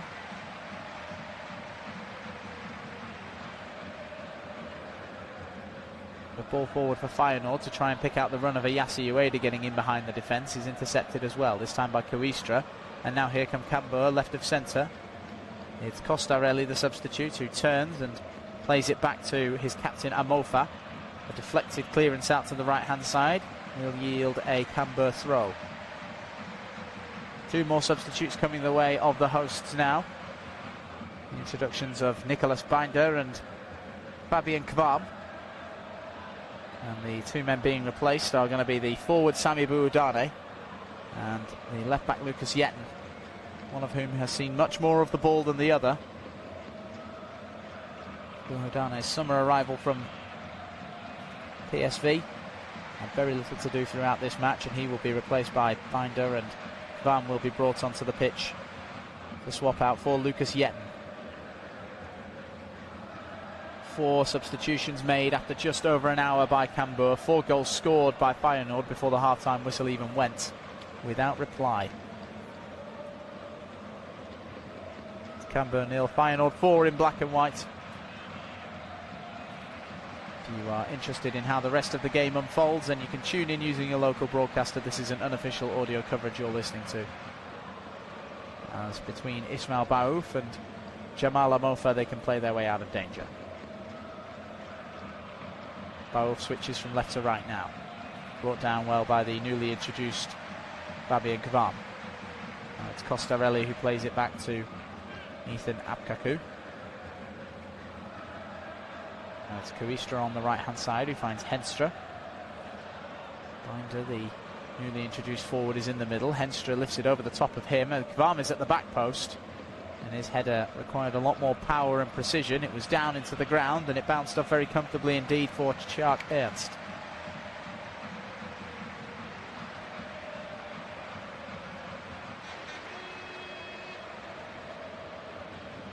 Between Ernst and Van Houten, they're able to play it out of danger. Very casually done as they played with the ball inside their own box, and it's launched forward down the right hand side.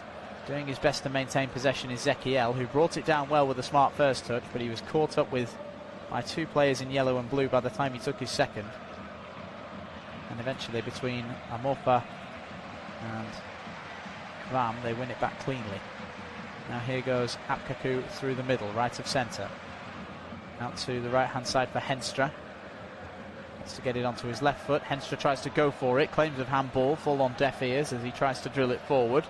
Blocked by Feyenoord and cleared for a throw on the right hand side, taken quickly by Kuistra. Ove back down the right hand side. Here is Henstra again. Does just about enough to keep the ball out of reach from Haj Musa, and as he delivers, the header was there for Nicolas Binder, Recovered by Kvarm after the header doesn't quite find its target. Kvarm shows a bit too much of the ball to Javairo Reed, and then surely has committed a foul at this point. He is quite literally riding him with a saddle. Yeah, that was an unusual event, as the opportunity was there for Reed to take possession. He managed to completely smother the ball to the point where he was being straddled by the man attempting to win it back. That all came from a good opportunity for Nicholas Binder, the forward, to get the header and direct it on target. He couldn't quite do that after the delivery was made from the right hand side by Henstra. He was obviously brought on to be a target man for Johan Platt's team. Can't argue that he's not fulfilling that role so far. Every delivery into the penalty area has been aimed at him.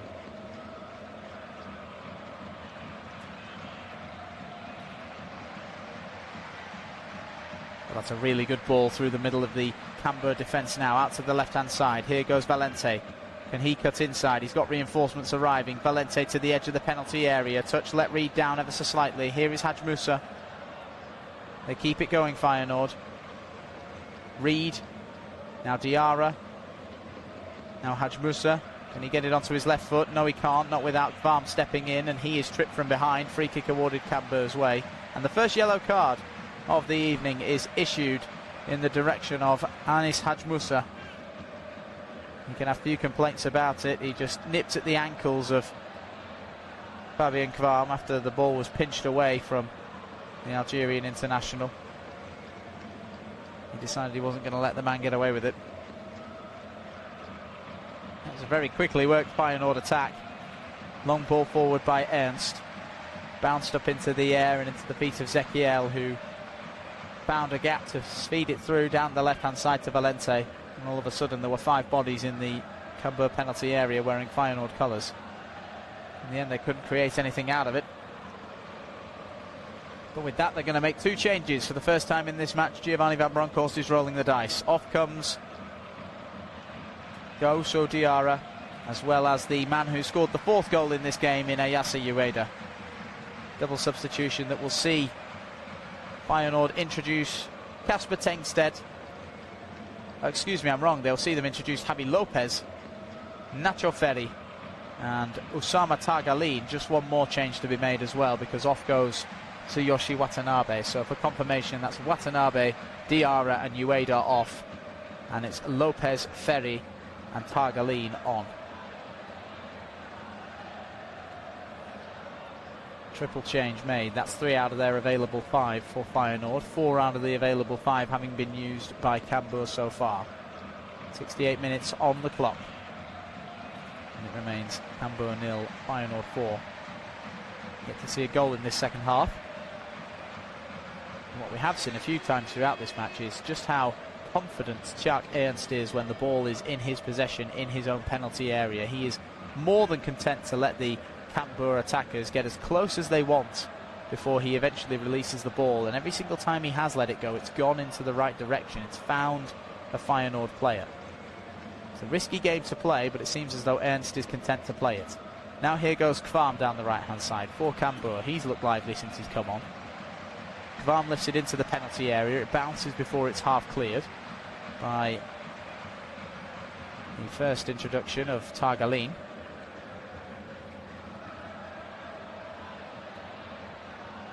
Now on the right hand side for Cambuur, who maintain possession for a moment. Challenge attempted again by Javi Lopez this time.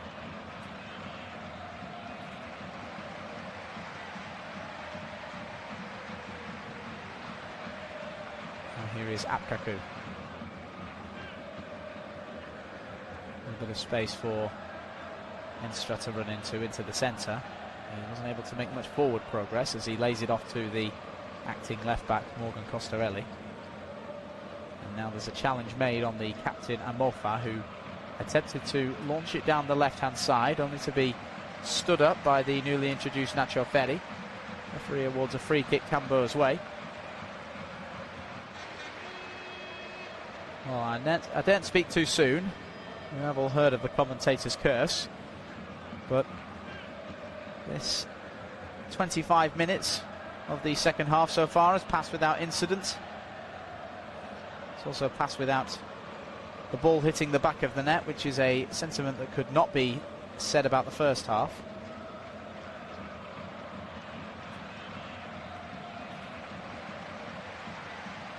Cambuur in possession again. And forward it goes down the right-hand side to be taken on well by Binder into the penalty area. 4-on-3. Binder with a square ball. It must be. It is. Cambuur have got a goal back.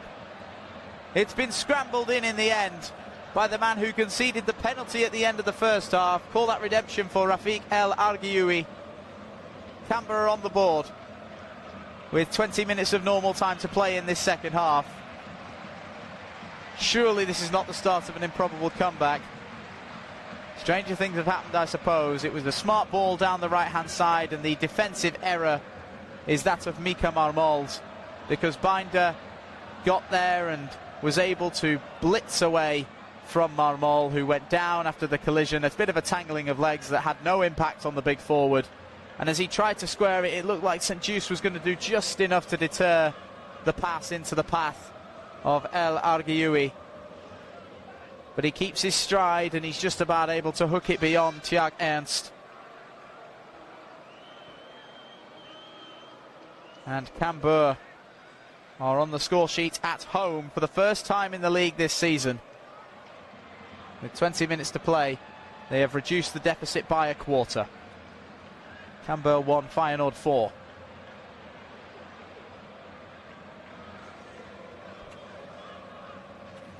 That goal is also the first goal on the road that Feyenoord have conceded in the league this season.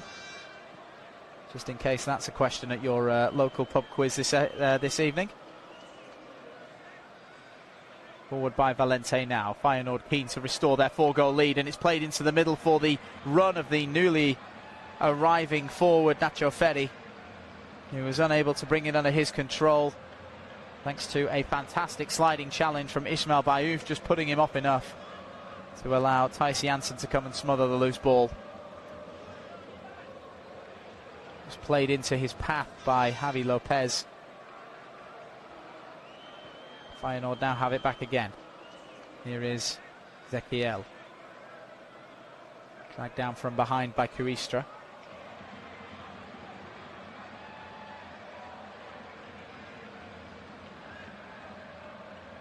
Free kick for Feyenoord on the halfway line. Giovanni van Bronckhorst unfazed by the Cambuur goal.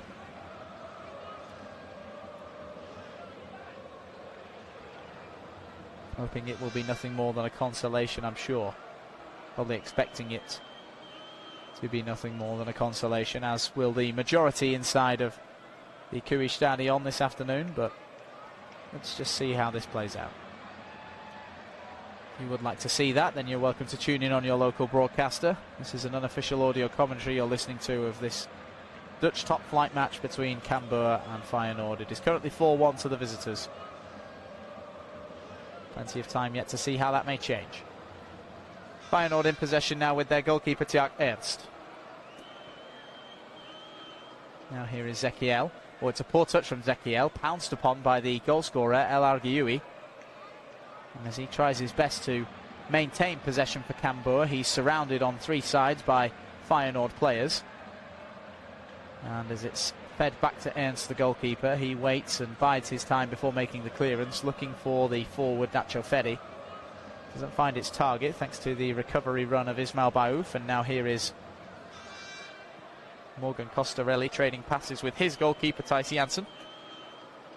Away it goes now by Jansen, and the chase is on for Henstra. It's a chase that was very quickly impeded, and Ernst is able to roll it out to Javi Lopez. Out to the left hand side now, and a little bit of an opportunity to drive forward for Mika Marmol. 30-40 yards over the halfway line, and he lays it off to Valente as well, whose attempted ball across the face leaves something to be desired. intercepted very comfortably by Cuistra, who decides that anywhere is better than a corner. Out it goes for a throw on the left-hand side, which Javi Lopez jogs over to take now for Feyenoord. Taken short, gets the return from Van Houten and wins a second consecutive corner, bouncing the ball away off of Henstra. In no mood to dilly-dally with the second throw, and now St. Just has laid it off to Marmol. Here is Nacho Ferri. Back out to the left-hand side for Lopez. Overlapping run is made, and here goes Marmol into the penalty area looking for Valente. Interception was crucial in the end by Ismail Baouf. And away it goes for Cambuur. 15 minutes of normal time to play at the end of this second half. Cambuur 1, Feyenoord 4. Since Cambuur got themselves on the score sheet, Feyenoord have not taken their foot off the gas pedal. They may be forced to here though, because Binder's imposing frame has again stopped a ball forward for Feyenoord, and this might lead to a Cambuur opportunity to get it forward themselves. It was looping over the top from the right back position by Cuistra. The run was there for Sauron, as well as the man who's already got himself on the score sheet in El Arguioui.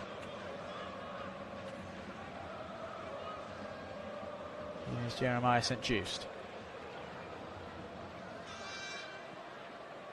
Now it's Mika Marmol. Back to St. Just. Reed into the feet of Targaline. Very smart ball out to the right hand side for Haj Musa. Thinking about it on his left foot, Haj Musa, and it's caught by Thijs Janssen. He's been looking for that all day, Anis Haj Musa. The opportunity on the edge of the penalty area to wrap his foot around it and try and bend it into the far corner. Finally got the chance to take the shot on. It's a shot that needed saving all right, but it was one that was relatively comfortable in the end for Janssen. But that does not mean that Cambuur have quelled the danger now. After the half clearance, it's been won back quickly by Feyenoord inside the Cambuur half of the pitch. Here is Javi Lopez. Now it's Targaline in a crossing position. Targaline trades passes with Valente. And after a collision, the ball bounces away off of Oussama Targaline. And it will be a throw-in on the right-hand side for Cambuur, excuse me. Thrown down into the ground, into the feet of Baouf, and now across to Thijs Janssen. The goalkeeper gets it out to the left-hand side. A little bit of time for Costarelli. His nearest available passing option is his goalkeeper. Costarelli eventually releases the ball before being put under too much pressure, and away it goes by Janssen. Binder is brought down, free kick awarded. The aggressor judged to be Mika Marmol. Seems as though Nicholas Binder has caused a handful of problems since his arrival onto the pitch. There is so much of him, standing at 6'5". But Feyenoord are struggling to figure out how to marshal him out of the game. Here is Henstra. And every time the ball gets played out to the right-hand side, or even the left for Cambuur, it's the right more often. They are struggling to deal with the delivery, but there's a challenge made on Amofa now, and here comes the 3-on-2 in favour of Feyenoord. It's laid off now to Zekiel. It's a bit of a poor pass by Nacho Ferri, but Zekiel has it in the penalty area on the left. He's waiting for reinforcement. Zekiel tries to do it alone, and Baouf is there to clear.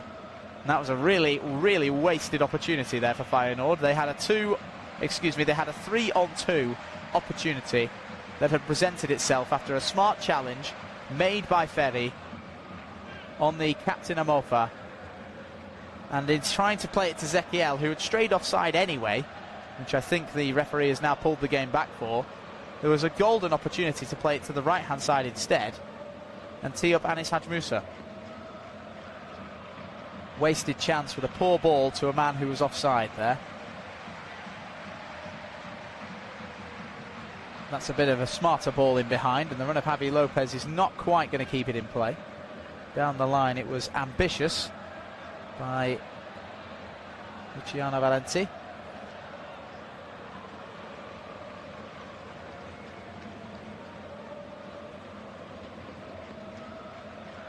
Goal kick is the outcome, and Cambuur get it away short. Here is Janssen, the goalkeeper again. Happy to use the time he is being afforded inside of his penalty area, even outside of his penalty area now. Instead he plays it across to the edge of his box where he finds his captain Amofa, gets the return now from Jamal Amofa. And now away it goes by Thijs Janssen. Flip on is good from Kvam. Now here is El Arguioui. El Arguioui, and now it's into the middle with Binder, who tries to trade passes with Sauron. Something gets in the way. That's very good feet now from Anis Hajmusa, who gets the ball after the half clearance, but Binder is in the way of another ball forward. And it's now going to drop on the edge of the penalty area, nearly for Kuistra. It might come for Hedstra, who does well to hold on. Binder with his strength has now found Kuistra again into the penalty area, being barged into from behind by Javi Lopez. Kuistra turns and fishes across into the middle, and this might still fall. El Arguioui turns and finds the corner. He's got another one. Rafiq El Arguioui gets Cambuur's second of the game after he got the first 10 minutes ago. And we might be on for a photo finish here after all at the Cui Stadion. Very smart finish indeed from Rafiq El Arguioui. It was an attack that just refused to die for Cambuur there. All of Kuistra and Binder and Sauron, and especially El Arguioui, who did the hard work right at the end there as the ball bounced across the edge of the penalty area. He takes one touch to completely twist inside and out and escape the presence of Jeremiah St. Just, and he buries his strike in the bottom corner. Tjark Ernst at full stretch can't get anywhere near it, and Cambuur will be reinvigorated now by their second goal of this second half. Now Baouf wins it back in a defensive position for Cambuur. If you want to see the final 10 minutes of this game unfold, you can absolutely do so on your local broadcaster. This unofficial audio coverage is bringing you all the action from the Cui Stadion. Cambuur 2, Feyenoord 4. The second division runners-up last season doing their best to take the first division runners-up to a real photo finish here as another change is made for Feyenoord. On comes Jordan Latomba. He will replace Givairo Reid.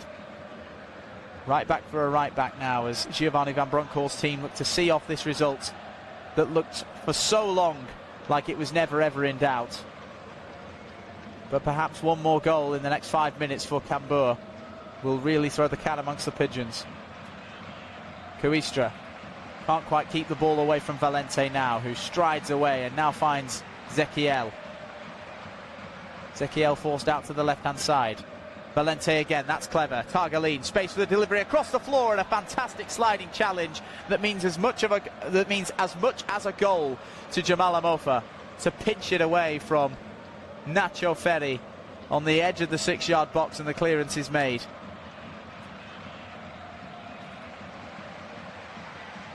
Here is Targaline. Another ball attempted to slip through the defence, and now it's Ferri. Ferri lays it off to Targaline. Targaline to Zekiel. Latomba, clever back heel. Targaline out to the right-hand side. Hajmusa wants it on his left foot. He finds Latomba, who continues his run. Latomba across the face, and there to poke it home and reinstate a 3-goal advantage for Feyenoord is Jivai Zekiel. He gets his second, of the afternoon. And any nerves that those travelling Feyenoord fans may have had about the closing stages of this game are completely wiped away by that strike from Zekiel. He got the first, and now he has the fifth. 7 minutes of normal time to play. And I don't think the champagne needs to be on ice anymore. Hajmusa held it up very well on the right-hand side. Latomba made the unmarked run and pulled it back across the penalty area. Zekiel gets to the edge of the 6-yard box first. And all he has to do is keep his strike under the bar, and he just about manages that. It kisses the roof of his net on its way through. Thijs Janssen could do very little about it. It was well crafted by Feyenoord. It's a good example of the 4 goals that they scored in the first half. And they've just about managed to get another with 7 minutes to play as changes are made by both of these two teams now right at the end. just to see out this result. 7 goals scored at the Cui Stadion this afternoon. That and a 20-odd minute delay due to fan unrest early in the first half. This has been the place to be. Long ball forward now by Janssen, the goalkeeper. I'll illustrate the substitutions that have been made as soon as I know them, but for now, the ball is going to be collected by Amofa for Cambuur. So Anis Hadj Musa has been replaced by Shaquille Van Persie for Feyenoord. Well, there's a surname that will ring a bell to quite a few English-speaking listeners. Yes, he is the son of Robin Van Persie, who was manager here at Feyenoord. Oh dear, Nacho Ferry might have an opportunity to make it 6 there, and he was unable to keep it under his control as a hospital pass was made back towards Thijs Janssen. Ferry got there first, nipped in behind the goalkeeper, but couldn't quite direct the shot on target from a tight-ish angle.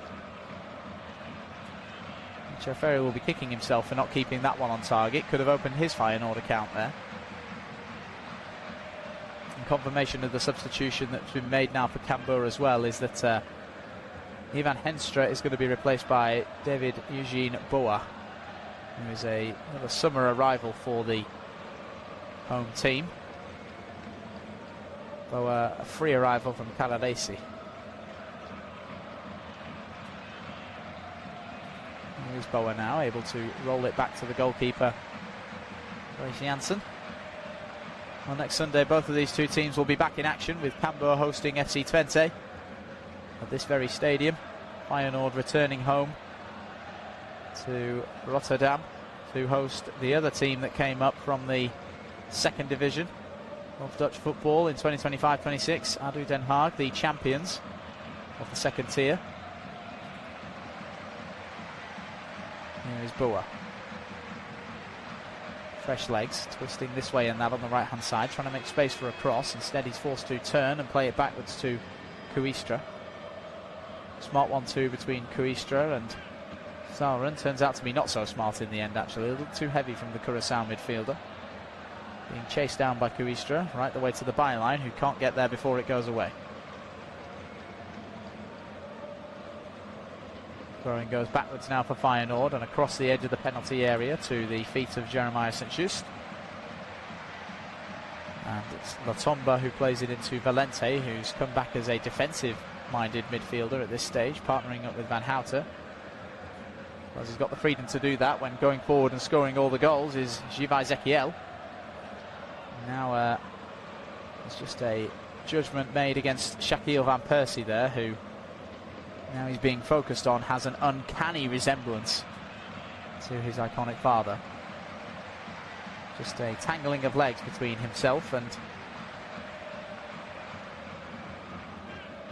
Fabian Kvam. And in the end, Van Persie judged to be the aggressor. Free kick that will be taken by El Arguioui. Lifts it deep. Binder is the target, as you might expect. It's headed across the face, looking for Apkaku, who can't quite get the shot away from close range. Headed half away now, and on the right-hand side, it's Kuistra who does just about enough to bundle the ball away off of Mika Marmol. Corner kick to come for Cambuur with 2.5 minutes of normal time to play. Taken quickly. El Arguioui, can he make space for the cross? He just about can, and it's not quite dealt with by the Feyenoord goalkeeper, Tjaak Ernst. Half clearance is made, and Zekiel is able to clip it down the line. The chase is on for Shaquille Van Persie, but he's not going to get there before it bounces out for a throw-in on the left. And just before anything else happens, there may be focus needed on the goal line, because behind Tjaak Ernst is the Cambuur number 4, Ismail Baouf, who looked as though, as he went up for the header, as it was looped into the air, that corner kick outcome, and he was caught on the chin by an errant elbow from Thijs Janssen, who was, from Tjaak Ernst, who was only going for the ball. Baouf helped back to his feet now. It seems as though it just took the wind out of his sails.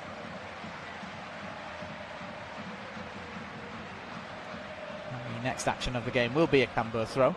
90 seconds of normal time to play. Amofa. Launched over the top, Binder on the chase.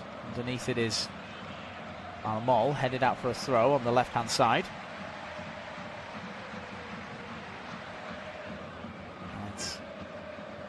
Costarelli, who plays it backwards to Amofa. Now it's Kvam, who can't quite get it into the feet of Saren, and it's away for Feyenoord, all the way back to Thijs Jansen, who's come a long way off his line to recover possession for Cambuur. Clearance is made, and Kvam is the target. Getting there first is St Just. Keeping it under Cambuur control is Costarelli, who trades passes with Sauren now. Sauren lifts it into the penalty area where it's brought down, and here is Binder. Can't quite get it out of his feet for the shot, but now it's Kvam. Kvam back into Binder, who tries to let it run. The overlap was there from Boa. Now here is Baouf, and all of a sudden the offside flag halts the Cambuur attack. Well, they wanted one more out of this game, Cambuur. They fought like crazy in this second half after going in at half-time 4-0 down. They've shown that they are not willing to just roll over and give Feyenoord the points in this second 45, but too high a mountain to climb for the Yellows and Blues. St Just. Now Van Hatter. Now St Just again. Into the middle for Valente. First time ball is clever from Targaline, and Nacho Ferry lifts it out to the left-hand side. Chases on now for Usama Targaline. It is not quite recovered. In fact, it was Javi Lopez who was chasing it down, emerging from the defence to try and keep it going. But as the fourth officials board goes up to indicate 2 additional minutes, a throw-in is awarded Cambuur's way. Well, this is a game, as a reminder, that kicked off at 3:45 GMT. We're now 5 minutes past 6 o'clock on Greenwich Mean Time. The mathematicians amongst you, that means that this game should have finished about 20 minutes ago. And yet here we are in the 91st minute. And that has happened because of a lengthy delay in the first half due to fan unrest. But it was a first half that then exploded into life after the resumption, because Feyenoord put 4 past Cambuur before the break. And in the second half, where Cambuur have fought to a 4-2 deficit, their hopes were then extinguished by a 5th for Feyenoord, and they might get a 6th here as Nacho Ferry makes his way into the box and tries to hold it up for long enough. He's tripped from behind. Referee says no, despite the appeals in his direction by Nacho Ferry.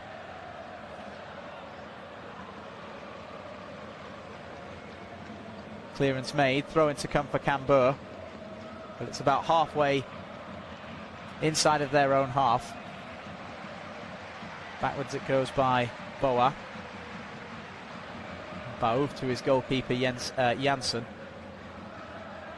And as he launches it long, all eyes turn to the referee because we are approaching the 92nd minute. Chested down in a defensive position for Feyenoord.